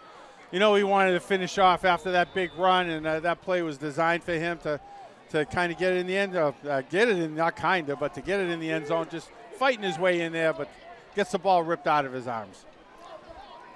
Dean Pullman back at the quarterback spot for the Highlanders, backed up against their own goal line. First down and 10, ball located at their own 3-yard line, and now Coach Mulcahy has to spend a timeout. He wants to think about this one. Off the change of possession, you're in a dangerous part of the field. A lot of negative plays, especially in the running game tonight for the Highlanders. So, running out of that shotgun, especially when you're on end zone, is always that danger that defense is going to blow up your line and you're not going to get back to the line of scrimmage. Tonight's broadcast of high school football on RFM Audio will be rebroadcast in its entirety via our partners at Tucka 56 Radio. Navigate your way to live365.com and bookmark Tucka 56 Radio. That's TUCKA 56 Radio for a weekly encore presentation of tonight's complete broadcast, beginning each Sunday at noon. Plus, Wednesdays at 8 p.m., RFM's Coach's Corner with head coach Devin Gates on our partners at Tucka 56 Radio and Tucka56Radio.com. Coming up at the half, Kate Robbins standing by back at the RFM HQ with a full stat recap from half number 1. Plus, she's already teased it. She's got interesting scores from all around the region on our halftime scoreboard. We'll also identify our impact player, Bill Thomas's mid-game adjustments. And Bill Thomas, for the third week in a row, or second week in a row, I'll say third game in a row, I'm going to promote a performance by the marching band. We'll see at the half. On first down, out of the timeout, Pullman back to pass. Looks out for his left. Deep downfield, he goes toward his 40-yard line. It is long and incomplete. The intended receiver was Juan Reynolds, just overthrown. Reynolds had beat his coverage. Jared Viola, the safety downfield. Yeah, timing off a little bit. Once again, a long go pattern, overthrown by about 5 yards. Falling harmlessly to the turf, but did beat the defender, just can't get the completion. Second down and 10 to go. Highlanders got to be careful here that they don't end up in fourth down territory here at their goal line. They're going to throw the ball. With a half a field to try to get people away from their goal line. Pullman back to pass in his own end zone. The blitz comes, and it's safety. That's the danger. You're back there in your own end zone. Defensive line blows up your offensive line, and you got nowhere to go. The front pushes through. Delmar Wright, Logan Arce, Gio Roman, and John Escabi race in through the Highlander line and into the end zone, trapping Pullman for the safety. Tell you, nothing more exciting than a defensive score like that. And Blue Devils also get the ball back. They're probably in pretty good field position here. You get a free kick, but expect the field position to be up around midfield here as the half winds down. 2:05 to play here in the second quarter. 22-0.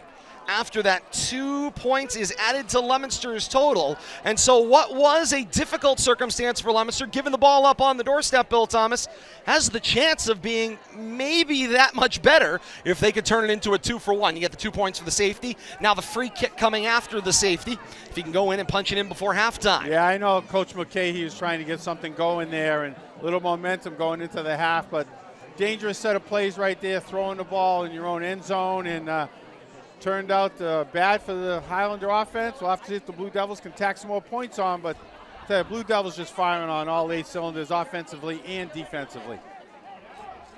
So they're going to place the ball down. They have the option here to punt or place kick. Punt or place kick, that's correct. Yeah. In case there's any curiosity. Ball is placed at the 20-yard line, but yeah, they got to push everybody back to the 25. Looks like a new kicker coming out here in formation, Bill Thomas. Looks like 26, Anthony Alves. Try to get a number for you. On the approach, he'll swing the right leg. It's a great line drive. Sends Encarnacion to his back at the 30-yard line. Picks it up with his back to the rush. And now Encarnacion, he's already made his way to midfield. Now the 40. Now he's racing away from everybody. Across the 30, 25, go 20. Past the 10, 5, and it is a free kick return for a Blue Devil touchdown for Ricky Encarnacion. 75-yard return free kick for touchdown. Pair that together with the 2 points from the safety, and Bill Thomas, that's 8 points pending a point after. I tell you, what a turnaround right there. Ricky Encarnacion, such an exciting player, and you know he had goal line in his eyes. I mean, he picked that ball up after that mistake on their previous drive. Really made amends, I will say. but leading like a senior.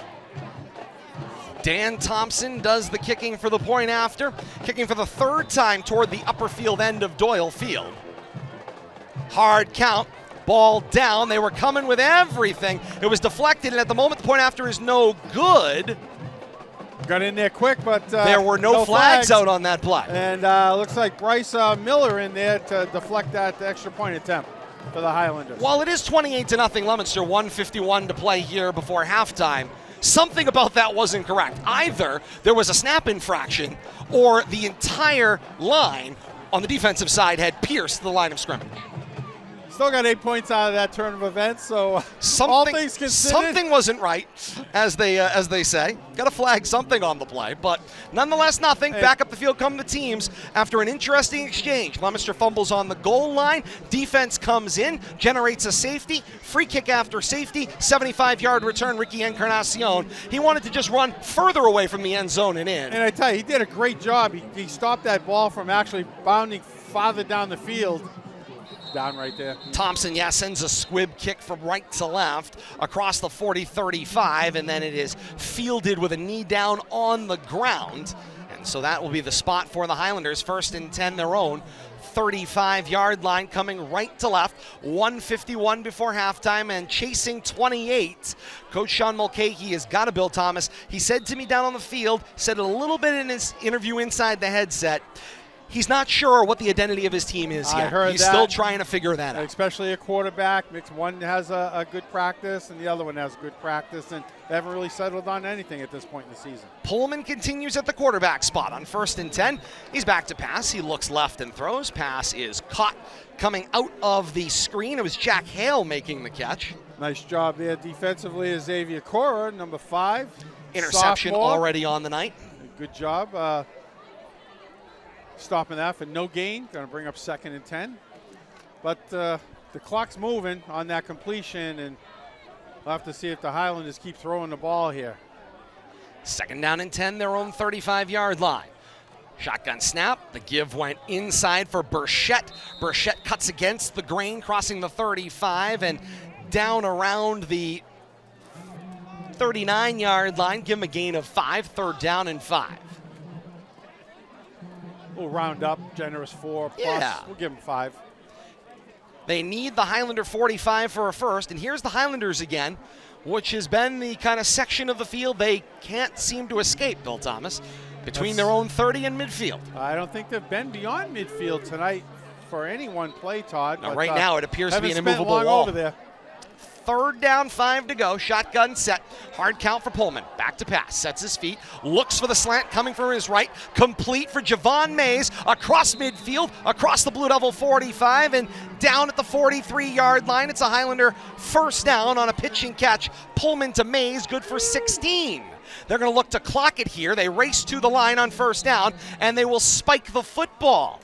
Stops the clock 26 seconds before halftime. Chasing 28, a Leominster 28-0 advantage. First time Highlanders have been beyond midfield. He has half winding down, trying to get something, anything out of this short drive, short clock drive that they have here. I think they took over about 1:51. I see good things developing, Bill Thomas, located in our baffles to our left. I think we're going to have a halftime show a performance tonight from the Marching Blue Devils coming up. We'll have it for you here on Leominster TV and RFM Audio. On 2nd and 10, back to pass Pullman. Laces one down the left seam into double coverage, and it's incomplete. Juan Reynolds was the intended receiver. He was looking for a flag and got up, giving the official a piece of his mind along with the defenders downfield. But nonetheless, the pass falls harmlessly incomplete. 6 seconds off the clock. Clock stopped on the incompletion. 20 seconds left before halftime. Triple coverage, 3 seniors, Encarnacion, Aguilar, and Viola, all there. A daunting on the task. Defensive assignments. I think it might have been Viola that came over the top there and knocked that away. John Ascabi, the defensive end, will hustle on over to the sideline for a substitution. 3rd down and 10, ball located at the Blue Devil 43. Shotgun, trips located to the left. Pullman hit as he throws. It's a dead duck to the sideline, and it is knocked down incomplete. Mackay Newton in there in defensive coverage. Jack Hale was the intended receiver, and Bill Thomas, Pullman got smacked as he was releasing the football. Yeah, Delmar, right. We haven't called his number much tonight. I'm sure they've been concentrating and double teaming him, but Delmar along with 55, Gio Roman, and trying to see who all three. It looked like 64 was in on that play too. Just a land rush. Henry Mate, all of them in there bothering the quarterback. And I tell you, Newton had his eyes lit up going for that wounded bird that was falling out of the sky. A 4th down and 10. Ball at the Blue Devil 43-yard line, just inside of right hash. Highlanders continue from right to left. 15 seconds before halftime. Pullman asks for the ball. Back to pass. Throws a wobbler out to the left, and it is knocked away incomplete. Josh Cormier, the linebacker, steps in the passing lane and knocks that one down. Juan Reynolds, the intended receiver, once again. And Cormier points downfield like there was nobody down there. But nothing but emerald green in front of him. Just off his fingertips. Oh, that would have been a tough. He would have had to bat it up and catch it himself, but nice defensive play out there. That's one of those cases where an incompletion, Bill Thomas, far better. It's a turnover on downs. You get the ball back, and you're going to be able to take the final 10 seconds of the first half off the clock without a play other than a kneel down in theory. It looks like they're short a lineman out there. Didn't expect to get back on the field in this half. Yeah, late rush. The right guard, Corin Sullivan, races out to join his team in the huddle. And we'll have to wonder if they're going to try to do something with 10 seconds here. It doesn't look like the kneel down. It's not a victory formation for a kneel, that's for sure. 1st and 10, their own 43 going left to right.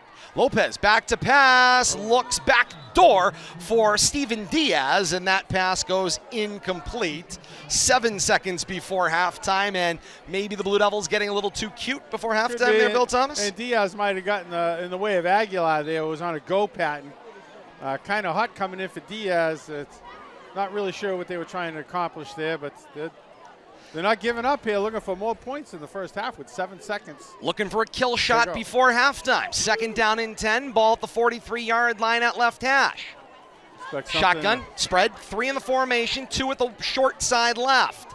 The give this time is for Newton. Newton will race out to the right edge. Got a block to midfield with some room across the 40, 35, tiptoeing around the 30, and he'll step out of bounds there. And that is how we will reach halftime here at Doyle Field in week number 2. A 27-yard gain for Newton to close the half. Woo. What a first half of action we have been treated to here. Halftime score here from Doyle Field. It's Leominster 28 and Doherty nothing. Combine the 2 first halves of the 2 first games for the Blue Devils, 69-6. Wow. Pretty good output. It's an impressive first half. Some production output on in both 2 sides. weeks. Also note, Doherty still, through a week and a half, has not scored a point thus far. That is unusual for a Doherty team under coach Sean Mulcahy. The Marching Blue Devils are setting up in front of us. We're going to step aside halftime here at Doyle Field. When we come back, we'll have a performance from the Marching Blue Devils, because here on RFM, we got the bands. The bands will be here on RFM and Leominster TV coming up in a matter of moments. Follow that up. Kate Robbins has got your first half stats and scores from around the region. Matter of fact, Kate, whilst we wait for the Marching Blue Devils to set up, let's go back to the RFM HQ. Kate Robbins has got your first half stats. All right, let's take a look at team totals first. First for the Doherty Highlanders, 58 yards of total offense, 41 coming via the pass, 17 on the ground in 25 plays. They've had 2 turnovers. For the Leominster Blue Devils, 259 total yards of offense, 148 in the air, 122 rushing yards. In a total of 24 plays, they have 1 turnover. If we take a look at the scoring drives for Leominster in this one, obviously up 28-0 here at the half are the Blue Devils. As Todd says, Doherty has yet to score a point in this 2022 season, but Leominster scoring drives went as follows. In the first quarter, it was the 47-yard touchdown reception by the freshman Caden Drinkwater. Extra point good there. In the second quarter, with 11:13 remaining, Mackay Newton rushed for 5-yard touchdown. Extra point there good as well. Leominster was on top 14-0. Then just a few minutes later, with 7 minutes and 16 seconds remaining, the 26-yard touchdown reception by the freshman yet again. Caden Drinkwater, extra point, no good there. Leominster up 20-0. Then with 2:04 remaining in the half, Leominster gets the safety to put them up 22-0. And then on the free kick return, 73-yard free kick return by Ricky Encarnacion. Extra point there, no good either. Leominster right now up 28-0 here at the half, Bill and Todd. All right, Kate, thank you so much. We'll head back to Kate at RFM HQ for scores from around the region in a matter of moments. But Bill Thomas, while we wait for the marching band to get themselves into position here for the halftime performance, let's talk about our impact play as we look back here on this action from half number one. Our partners at WLPZ bring us the impact play. Bill Thomas, in your mind, what was the impact play of the first half? I tell you, so many big plays in that first half. I'm so impressed with the Lopez to Drinkwater connection.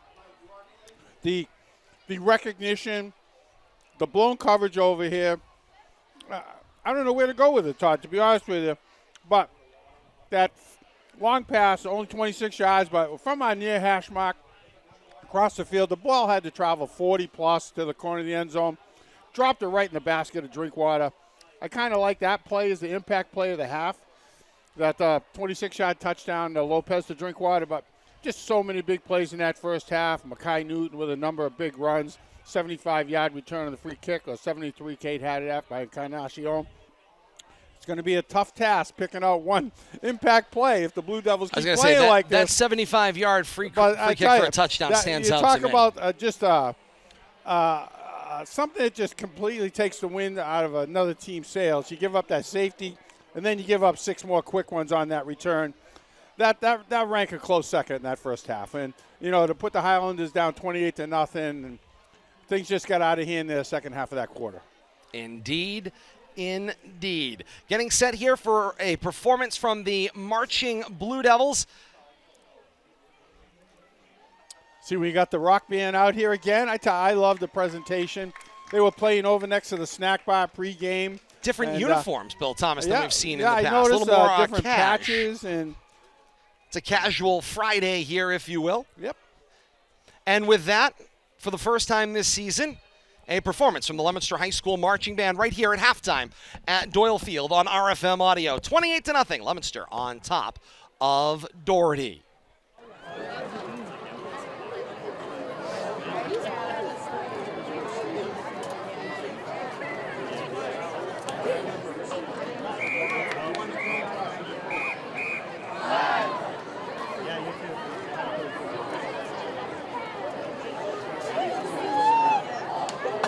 Taken to the field for their first performance at Doyle Field. The Leominster Town Band of 1955. Their first time bringing a show to competition. Here in Central Massachusetts, the 19th Leominster High School Level Marching Band. Returning to the field.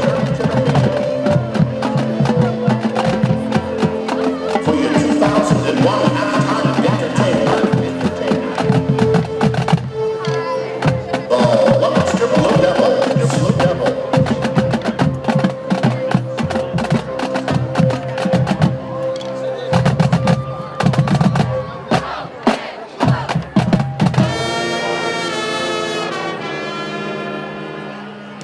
Under the direction of band director Gene Howard, under the direction of band director Barry Hudson, under the direction of band director Robert Bergeron.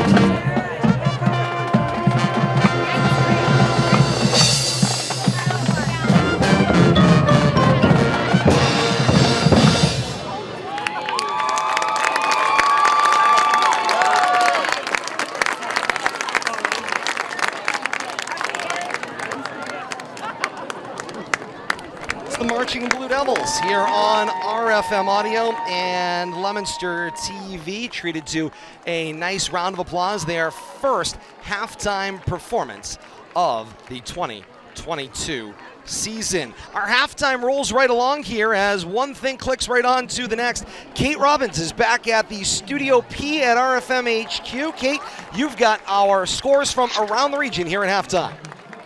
I do. I've got quite a few scores for you. I'm going to start it off with the big one, though, Todd and Billy. Tewksbury is playing Lowell this week, everybody. I've got a second quarter score. Better late than never. You nailed it. You're only a week early. It's totally fine. However, we have a 14-7 Tewksbury right now on top of Lowell in the second quarter. I had to lead off with that one because you were a week early. Yeah, hey, better late than never. At least they played. It's the only time that you are early for anything. That is correct. All right, other scores around the region. Grafton right now on top of Masco, 22-7 at the half. West Boylston is on top of Assabet Valley, 22-6 in the second quarter. Algonquin right now and Hopkinton up 7-6 in the second quarter. Here's a pretty tough one to take right now. Wachusett up 40-0 on top of Fitchburg at the half. Clinton right now on top of Oakmont, 21-14. That's a first quarter score. Gardner right now on top of Keith Tech, 42-0. That's a second quarter score. And from the Lynx, we have from Coach Darryl Robichaud, Blue Devil Lynxsters, they top Mid-Watch A powerhouse Neshoba with a 28-26 victory. I think there might be a little bit of ribbing right there because that's Robichaud v. Robichaud. I believe it is. Neshoba. But great job to the Lynxsters from Blue Devil Nation there tonight. And we always appreciate those updates as well. We look forward to an opportunity to get back on the Lynx sometime in the near future as well. Oh wait, and I'm sorry. No, and hey, you're on. More halftime score right now. St. John's on top of Shrewsbury, 7-6. They're about ready to kick off with second half. So St. John's only on top by 1 going into the third quarter. And Kate, I'm not sure if you had this one. Mike Leclerc checked in with us. That score has stayed the same out at Neshoba tonight. Neshoba and Longmeadow at the half. Neshoba 7, Longmeadow nothing.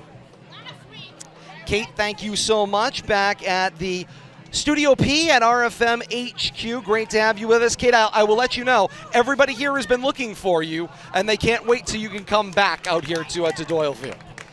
Well, I'm sure that they would have been thrilled if I brought a stroller into the press box. So, how life has changed, as the other case may be. Thanks so much, Kate. We'll check in with you here as we continue into the second half. Bill Thomas, there are so many, I think, interesting scores there.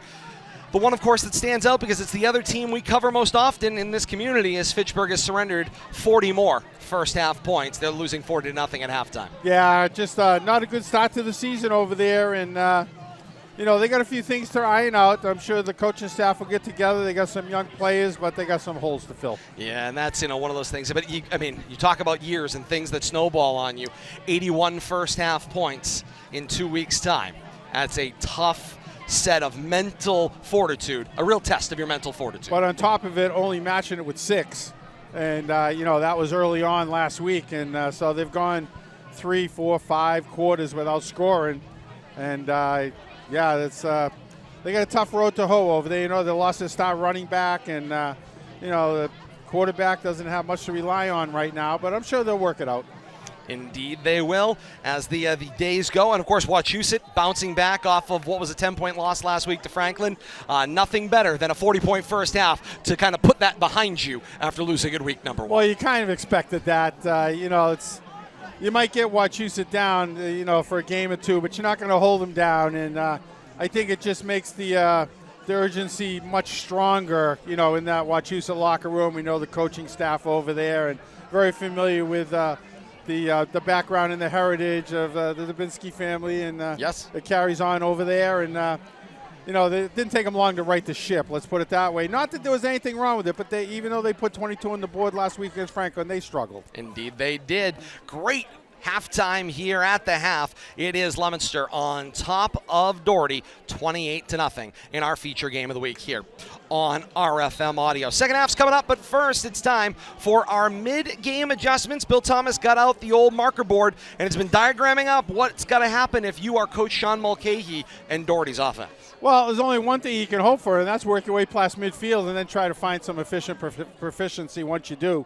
Got past midfield once here with about a minute, less than a minute in that second half, a second quarter. But, yeah, just the offensive efficiency on the Doherty side just hasn't been there tonight, operating between their own 30 and 50 and looking at third down on every series. They got to find a way to put together a couple of plays, not look at third and fourth down every time they have the ball and forcing the issue to move the sticks. Got to get some flow, some continuity, and find a way to put that first score of the season on the board. And you can see both quarterbacks, both Pullman and Romeo, are capable. They are capable quarterbacks. They are just green, as the case may be. And let's give the Blue Devils defense some credit, too. A lot of seniors here. You know, the defensive backs are staying home, playing a nice zone. And, you know, the corners are staying with their men. You got seniors out there playing smart. So, you know, it's not all offensive inefficiency on Doherty's part, but the Blue Devils are playing great on both sides of the ball, offensively and defensively. Indeed they are. And, of course, here we go. Second half action underway. Ball on the T40-yard line at our left, and away it goes. It will be returned by Leominster. Coming from right to left, this is Aguilar, who looks like he was tackled at the 35, but is still on his feet. He continues down the field, across the 45, midfield, then the Highlander 40. Then there's a fumble, and the ball has been recovered by Doherty. So a moment of seemingly not playing to the whistle entirely for the Highlanders. Continued the play, progressing downfield for Aguilar. He battles his way into Highlander territory, coughs up the football, and Doherty's got it back with a chance for 2-for-1, Bill Thomas. What a disaster. Yeah, he looked like he was going to be tackled here at his own 35. Turned that into a 50-yard run back when it was all said and done. 15 down to Highlander 35, but coughs the ball up with that extra effort. He gets spun around, and much like Ricky's fumble, I think you get spun around and you get the ball gets dislodged, but great effort. Highlander football, 1st and 10 at their own 34, coming left to right. Pullman's back to pass. He hands it off on the draw screen, goes straight through the middle of the field, across the 35, and taken down around the 39-yard line. It will gain 4, 2nd down and 6. And Bill Thomas, I mean, it turns into a 2-for-1 for Doherty in many ways, but all of a sudden Leominster fans would love to see a review, and they'd like to see Aguilar ruled down on the original hit. I know it. But I think that the official was right on it, spun around on the body of the defender, never put an arm or a leg on the ground. I think it was a good call. Let the play continue. On 2nd down and 6, the shotgun snap for Pullman. Give it to Burchett. He races it out to the left of the formation. He crosses the 40-yard line, and he's taken down around the 43. Great tackle out there. Form tackle by Ricky Encarnacion. Wrapped him up, waist to legs. Stopped his forward progress. Got him down for a short gain. Going to bring up once again. Third down and a yard, Bill Thomas. Snap will be at their own 43. They need their own 44 for the first down. This is a long yard too, Todd. It's actually closer to the 42. They need close to 2 yards here. Goes screen out to the left. The pass is complete to Mays out there on the left side. Stacked up by the defense. His best case scenario is no gain on the play, and it might have been a short loss. Yeah, it looks like they're going to bill him for at least a 1-yard loss right there, but nice job by the right side of the defense, led by Aguilar. Mackay Newton over there. Just a lot of seniors in that defensive backfield and doing a good job of wrapping up and tackling. 4th down here. And here comes Pullman back out onto the field. We need to make something happen right here with that big turnover off that run back. We'll have a check of the time and temperature coming up after this play. On 4th down and 2, snap, give it to Burchett. He's in the grasp of Logan Arce, and down he goes. At best, no gain on the play. Turnover on downs, and the ball will go back to Leominster. Defensive line for Leominster just blowing off the ball right there at the snap in the backfield. Led to about a 1 or 2 yard loss overall. in the end, Bill Thomas, all of that doesn't hurt Leominster. They get the ball basically right where they would have had it, more or less. 35. They lost 7 yards in that exchange, Todd. And yet they have the football 1st and 10 at the Highlander 42-yard line, middle of the field, going right to left. And now, just before the snap of the ball, Coach Sean Mulcahy says timeout. He had to, Todd. He didn't have half his defense on the field. They fell asleep over there. I'm not sure they knew that it was first down. They were very slow, flipping the down marker from 4th to 1st. So I think some of the players were confused, but Coach had to bail them out right there. Coach Sean Mulcahy is debating the spot of the ball and where the ball positionally should be placed. 9:44 to play here in the third quarter. It's 28-0. Leominster on top of Doherty. This will be Leominster's first offensive possession after that giveaway of the opening kickoff of the second half. Check of the time, temperature, and weather conditions, and our game day forecast. 59 degrees under fair skies. We're heading toward our overnight low of 45 tonight. We've already shed about 10 degrees since the sun dropped here at Doyle Field, and almost 20 from our daytime high. Clear skies heading to 45 degrees tonight. 8:17 on a Friday night, week 2, September the 16th, here on RFM Audio and Leominster TV.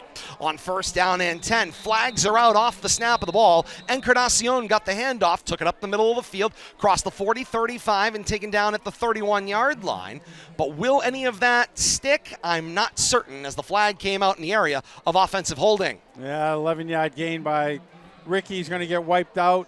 Spot foul from the 40-yard line. Going to match him back 10 yards. Ball goes to midfield, and it looks correct this time. Bill Thomas, 1st and 20. Yeah. Turns into a very, very well framed. Loss of 10, so penalty occurred downfield.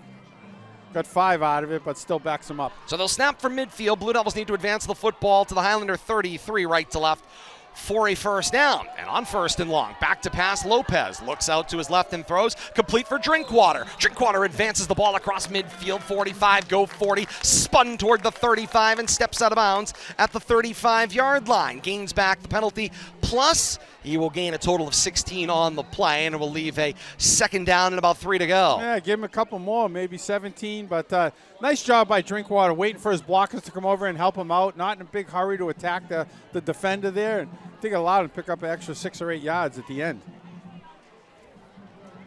Winding under 9 minutes, 8:45 and counting to play here in the third quarter. Shotgun spread, 2 receivers tight to the boundary left.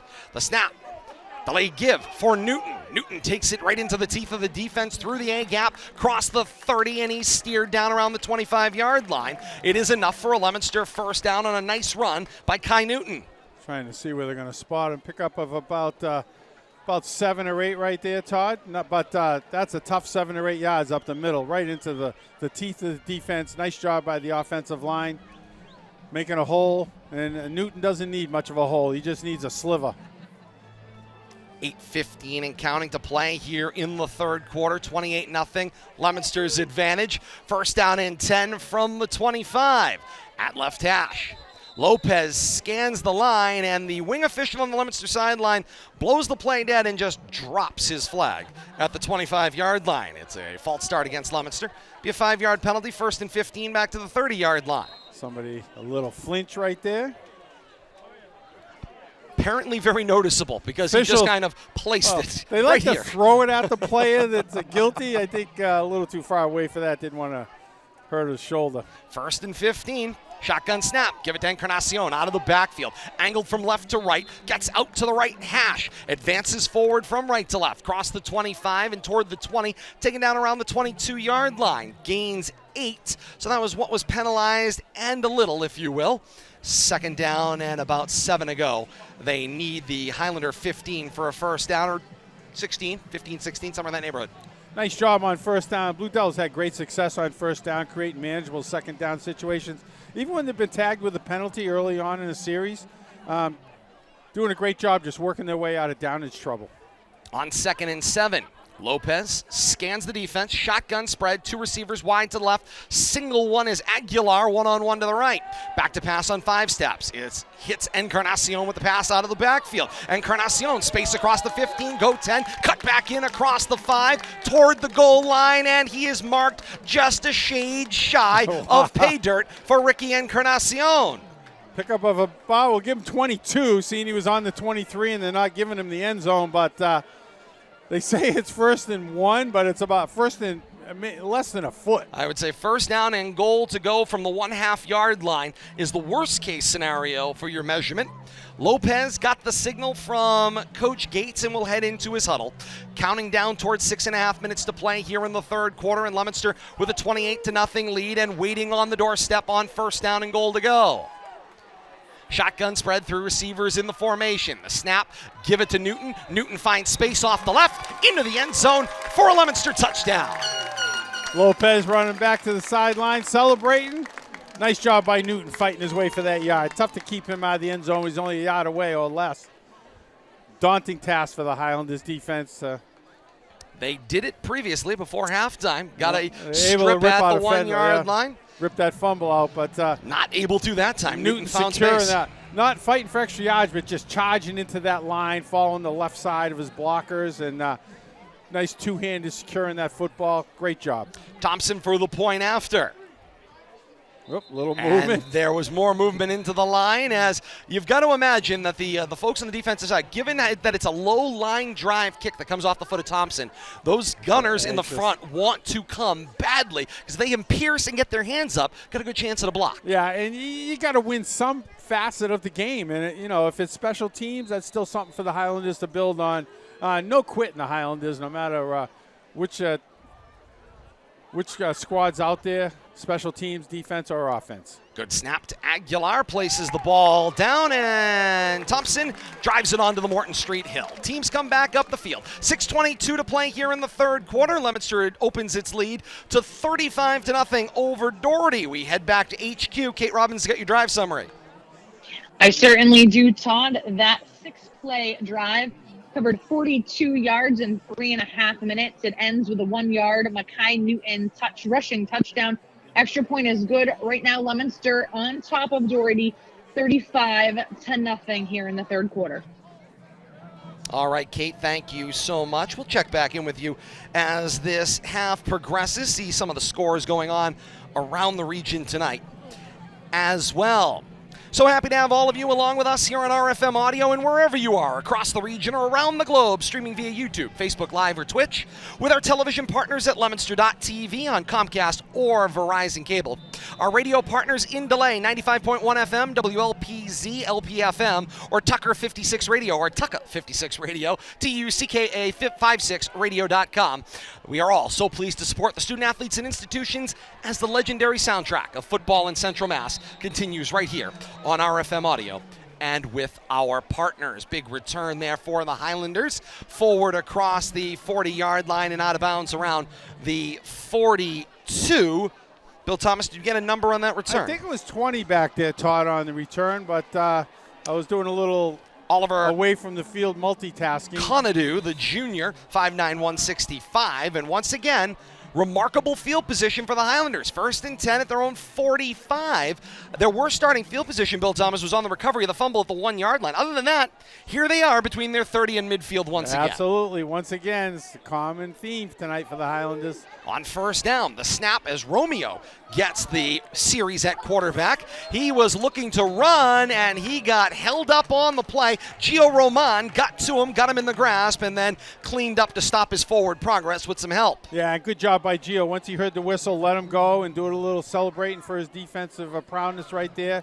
Not pick up any extracurricular activity, but great job jumping in the backfield, blowing that play up for a 5-yard loss. Get the breakdown and preview of each week's action on RFM's Coach's Corner with Leominster head coach Devin Gates. New episodes premiere Mondays at 9 p.m. on these same RFM platforms, including YouTube, Facebook Live, and Twitch. Wednesdays at 8 p.m. on Tucka56radio.com, and throughout the week on WLPZ 95.1 FM Thursdays at 5 p.m. On 2nd down and long, Romeo back to pass, hits the back foot. Now he starts to scramble. He'll bounce it to the outside. A last-minute block does not shed the defender. He will cross the 40 to the 41. Nice defensive play there. Roman in the area again with the hit. I think it was Mackay Newton leading the way, though, getting up from the bottom of that pile. But tell you, the Blue Devils defense doing a great job swarming to the ball. It's usually not just one defender, but when there is only one defender there, they're doing a great job wrapping up, form tackling, getting the offensive player to the ground. And a quarterback change here. Dean Pullman has been put back at the quarterback spot for 3rd down and long. Snapping at their own 41.5 yard line, just about the 42. They need the Leominster 45 for a first down. Left to right continues the drive. 4.5 minutes and counting to play here in the 3rd quarter.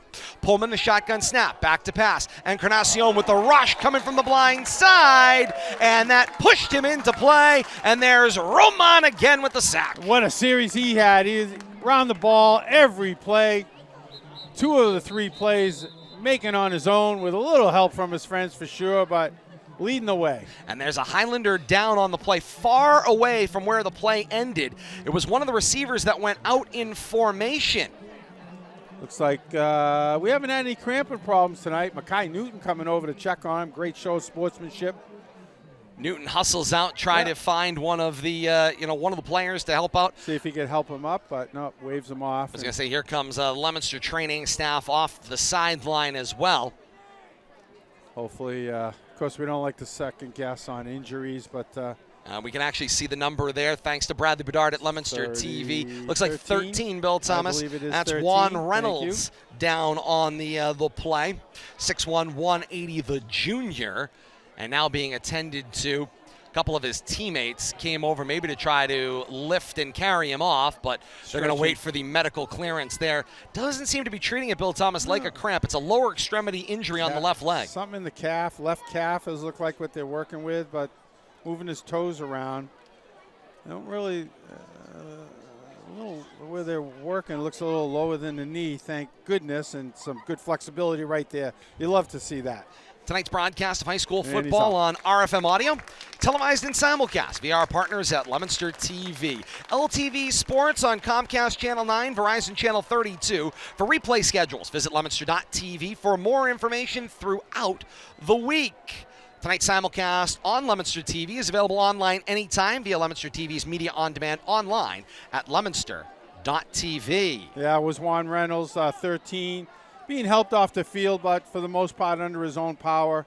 I'm going to go out on a limb here, pick some low fruit, and saying he has a cramp, expect him back in the ball game.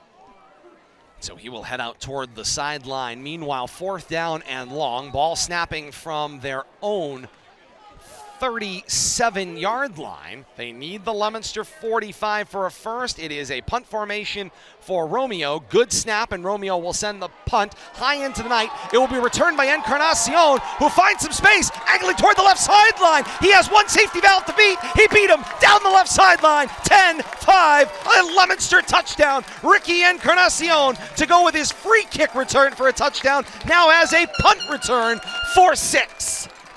Trying to see where he started that run back, Todd. I think it was back around the full head of 30, steam, yeah, around the 30, 35. We'll give him 65 on that.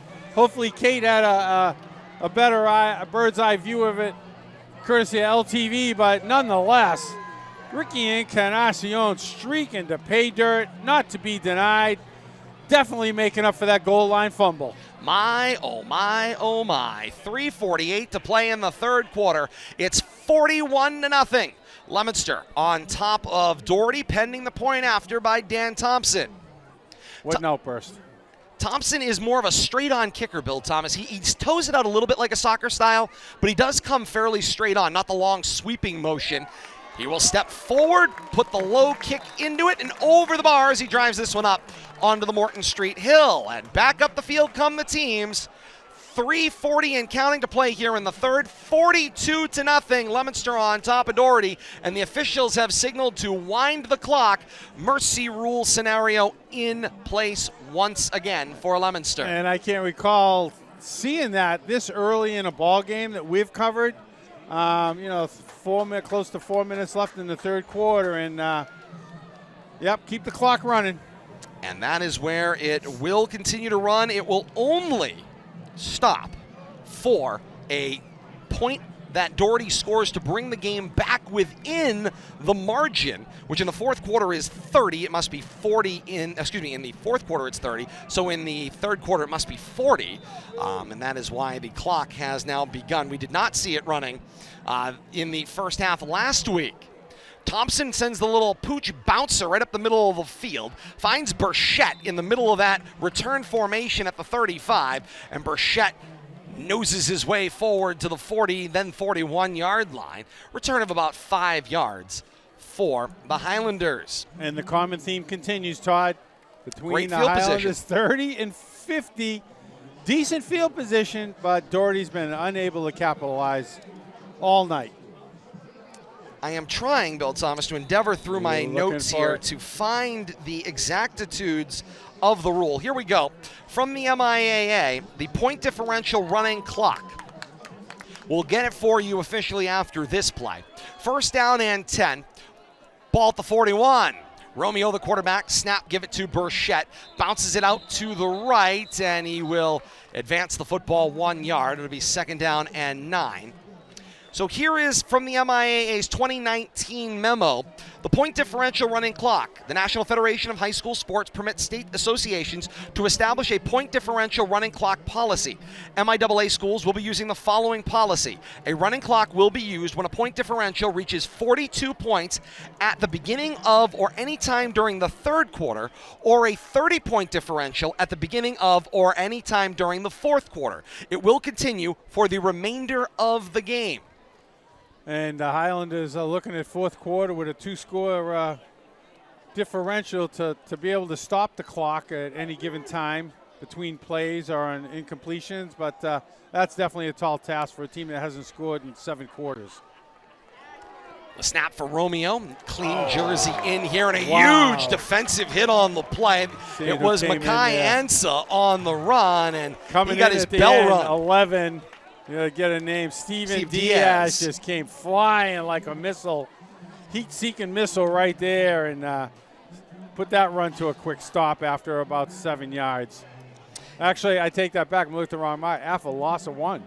Bill Thomas, it is, though, my responsibility to editorialize here. While that may be the rule the MIAA has chosen to implement, they did miss one key part of that rule, and that is creating a rule that other states like New Hampshire, Alabama, Texas, and others use, a modification that says that the clock will stop in the case of a timeout taken by the leading team. We saw that being abused in the last year or two also. And it just ends the game in such a strange fashion, as we saw in week number 1.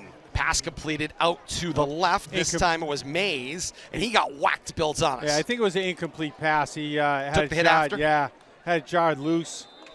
Back to the line of scrimmage. Going to be actually fourth down again, fourth and 11. We'll play that fourth down in the fourth quarter. The running time has expired on the third quarter through 3 here at Doyle Field. It's Leominster 42 and Doherty nothing. We head back to RFM HQ. Kate Robbins has got your third quarter stats, and Kate, scores from around the region if you've got any updates.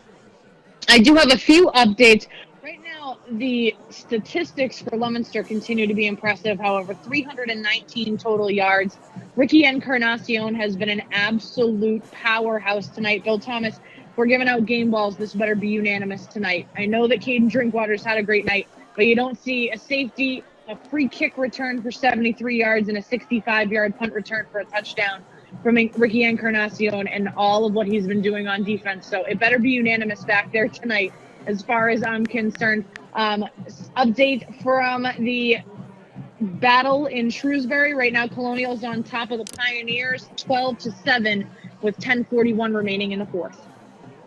All right, Kate, thank you so much. We'll have more post-game scores coming up at the conclusion of this one. As we begin the all-important fourth and final quarter, the clock begins to run on the first snap of the ball, and this is fourth down and 11. Romeo at the quarterback spot, races around, and eventually is sacked in the backfield. Turnover on downs, ball will go back to Leominster.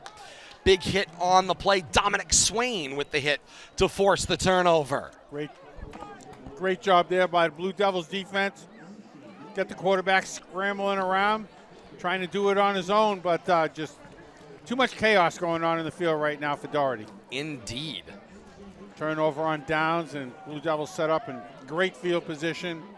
Clock continues to run. We'll see that through the rest of the game now. Hey, let's talk peak performer, Bill Thomas, of the second half. Who stands out among the crowd as the peak performer? I believe Kate. You checking it? Kate has already said, Kate, you want to check back in? Who's that peak performer? That would be Ricky Encarnacion. Period. End of discussion. We're not talking about it any further. We'll put it to a vote. No vote. Unanimous or unanimous. It is most definitely unanimous. This isn't the Security Council here of the UN. We don't have vetoes here, but I appreciate it nonetheless. Carry on the play there is Xavier Cora for Leominster. Took it off the left of the formation and moves the ball up to the high under 35. And comment, Todd, start learning some numbers. We like to comment clean numbers. I think we got a clean number of quarterback and a number of other positions too. See who I believe it was Lopez down here on the sideline with Aguilar Drinkwater at the quarterback spot, 14, but I'm going to confirm. I think it's 14. 14 would be a change. That is Liebert at the quarterback spot. And Liebert will make the handoff. It goes inside for Cora once again. He's swallowed up quickly on the play, but does gain a handful. Moves the ball to the 31, almost the 30.5 yard line. I'll give him about 6 on that carry. 3rd down and 4 to go. They need to move the ball to the Highlander 27 for a first down. Inside of 10 minutes to play here in the 4th quarter, running time 42-0. Leominster on top. Clock has been running since the latter part of the 3rd quarter if you're just joining us per MIAA rule. Liebert with the snap. Handoff went for Cora. Cora was tied up at the line and no gain on the play. Defensively, nice job right there by William Chushba. But the second team is here for Leominster, getting some valuable playing time early in the 4th quarter. And this can only bode well for the future to get this kind of meaningful playing time with clock left in the game where you can actually run some plays. You're not just out there to play out the clock. Liebert, shotgun formation with Cora in the backfield. Snap, give it to Cora. Cora takes it to the left of the formation, races forward after gaining a yard or so on 4th down.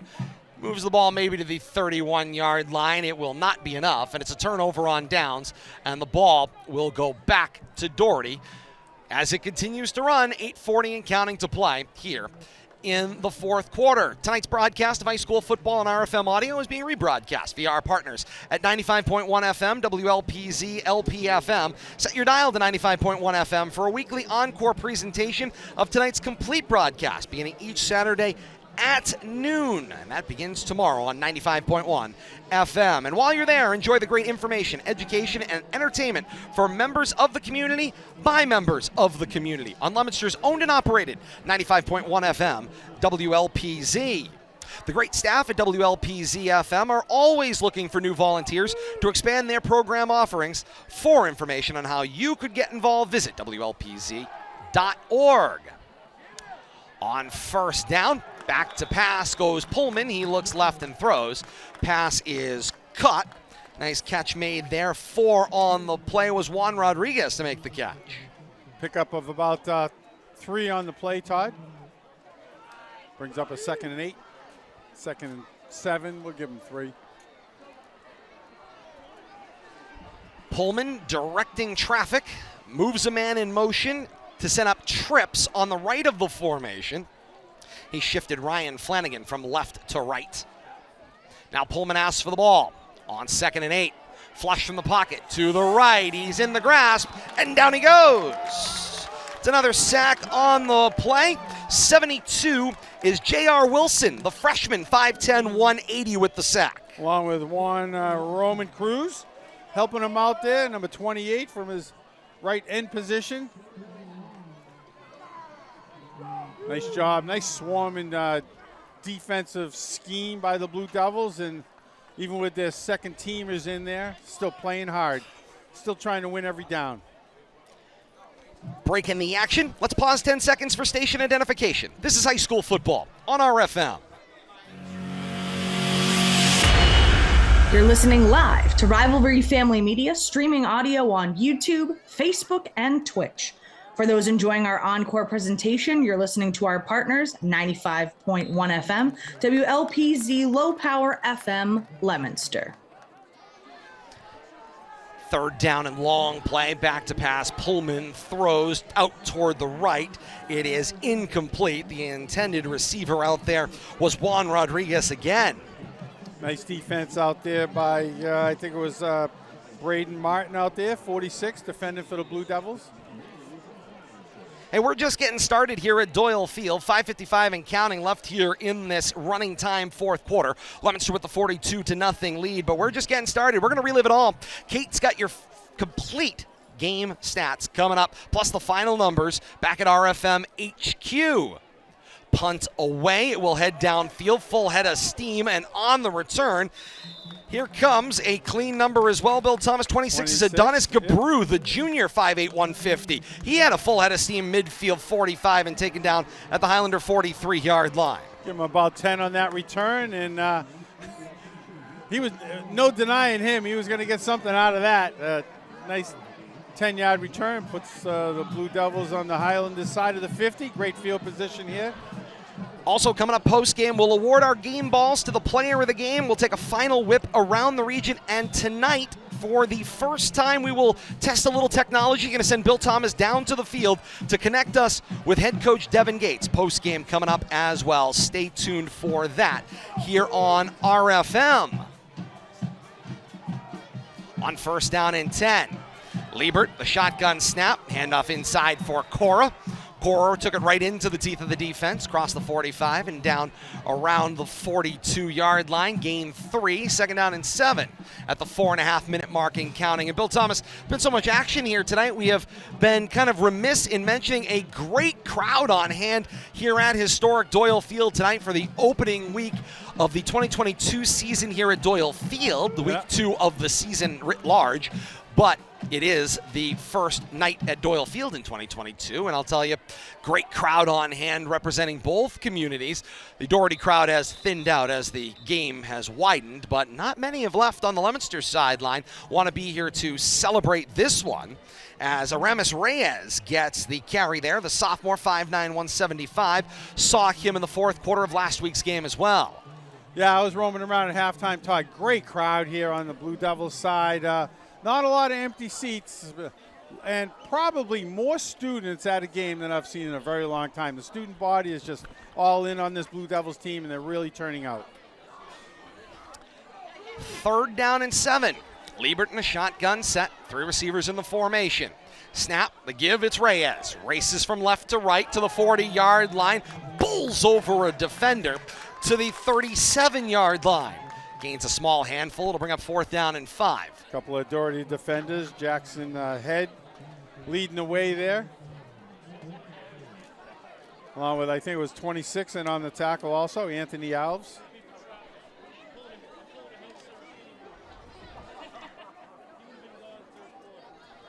Fourth down, 4 to go. Leominster in Highlander territory. They're going to press the issue, Bill Thomas. Yeah. Get them one more play for the second teamers. Liebert the snap, give it to Reyes. Reyes leans forward, cross the 35, down at the 34, and that is enough for a Leominster first down, and the clock will continue to run down to 2 minutes and 38 seconds and counting here in the fourth. Good tough running right there. And, you know, looking out on the field, Jackson Head came in on not that play, but the play before, and maybe the smallest person on the field, if not on the team, 5'5", 140, but he's playing a lot larger than that. 2 weeks of action, Bill Thomas. A 48-0 win in week 1. Heading to a 48-6. 48-6, excuse me. And a 42-0 win in week number 2.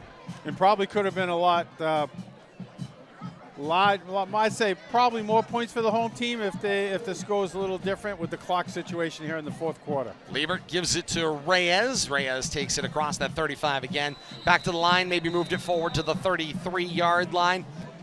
It is quite an offensive statement for a team over the last couple of years that has struggled to get out of its own way through most games on the offensive side of the football. Yeah, and, you know, looking back on last year, I don't know how many points the Blue Devils scored over the course of the season, but they might have struggled to score 100. in their first half dozen games total. And to have this kind of output, the first 2 games, 80 points, 90 points, just it's unbelievable. 2nd down and 10. High snap here, fielded by Liebert. Carry given to E.J. Machuca, who bounces it out to the left, now comes to the right, crossed the 30 to the 25. He stood up on the play after a gain of 9. Nice job right there, reversing his field. Machuca, the senior, 5'5", 180.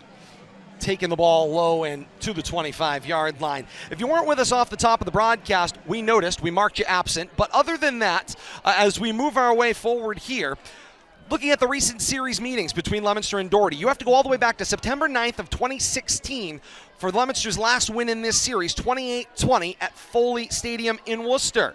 The last 5 meetings have all been dominated by Doherty. They lead the series 5-1 since 2016, and they were outscoring Leominster by a margin of 166 to 118 going back to 2016, as the final play will be run here. And after last year's awkward ending that it resulted in another second being put on and a field goal win for Doherty, Leominster comes back 1 year later in week 2 on home field and takes the wood to the Highlanders. I got to tell you, we saw a little snippet of this in one of the preseason practices we saw against Tewksbury. The encouraging look to Lopez to Drinkwater, possibilities along with all the seniors, the senior leadership. But to start the season off 2-0 with this kind of offensive explosion and defensive dominance, I don't think anybody expected to see that coming. And I don't know what more you could ask for 2 games into the season, Todd. Coach Gates has to be extremely pleased. But as a coach, there's always something. There's got to be something to work on during the week. And who we got coming in? It's Neshoba. Week 2, Neshoba's here next week for week 3. Easier. Then you're at Shepherd Hill, you're at Peabody, Algonquin, Wachusett, and Shrewsbury on the back half of this 8-week regular season. Yeah, it's not going to get any easier to this point, but this is the way you want to start a season as Leominster sets a 42-0 win over Doherty tonight here at Doyle Field to conclude week 2 action. Yeah, this is what you build on, early season success, and then you work up from there, and you're not always trying to correct mistakes from a previous loss or a mistake-filled game. You're building on your success. It can only get better. And the opportunity to build comes now.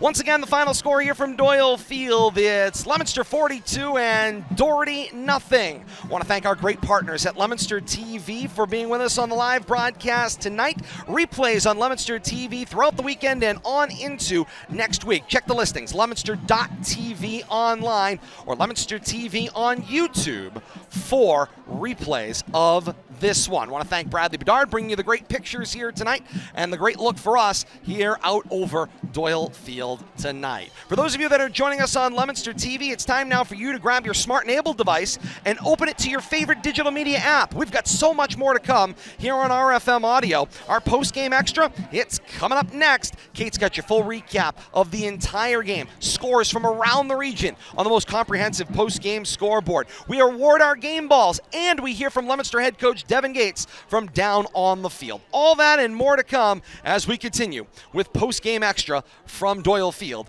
on RFM. Once again, the final score, Leominster 42 and Doherty nothing. For those of you joining us on Leominster TV, we say so long for now.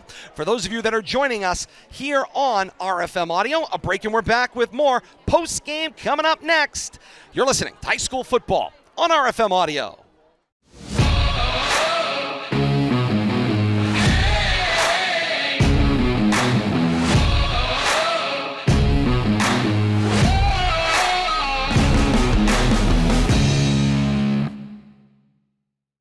LTV's Action Sports is brought to you in part through the generous support of these Leominster sponsors: Richardson Funeral Home, www.richardsonfuneralhome.net, the Il Camino Restaurant, www.ilcamino-restaurant.com, and by MP Crowley Company Incorporated, www.mpcrowleyinc.com.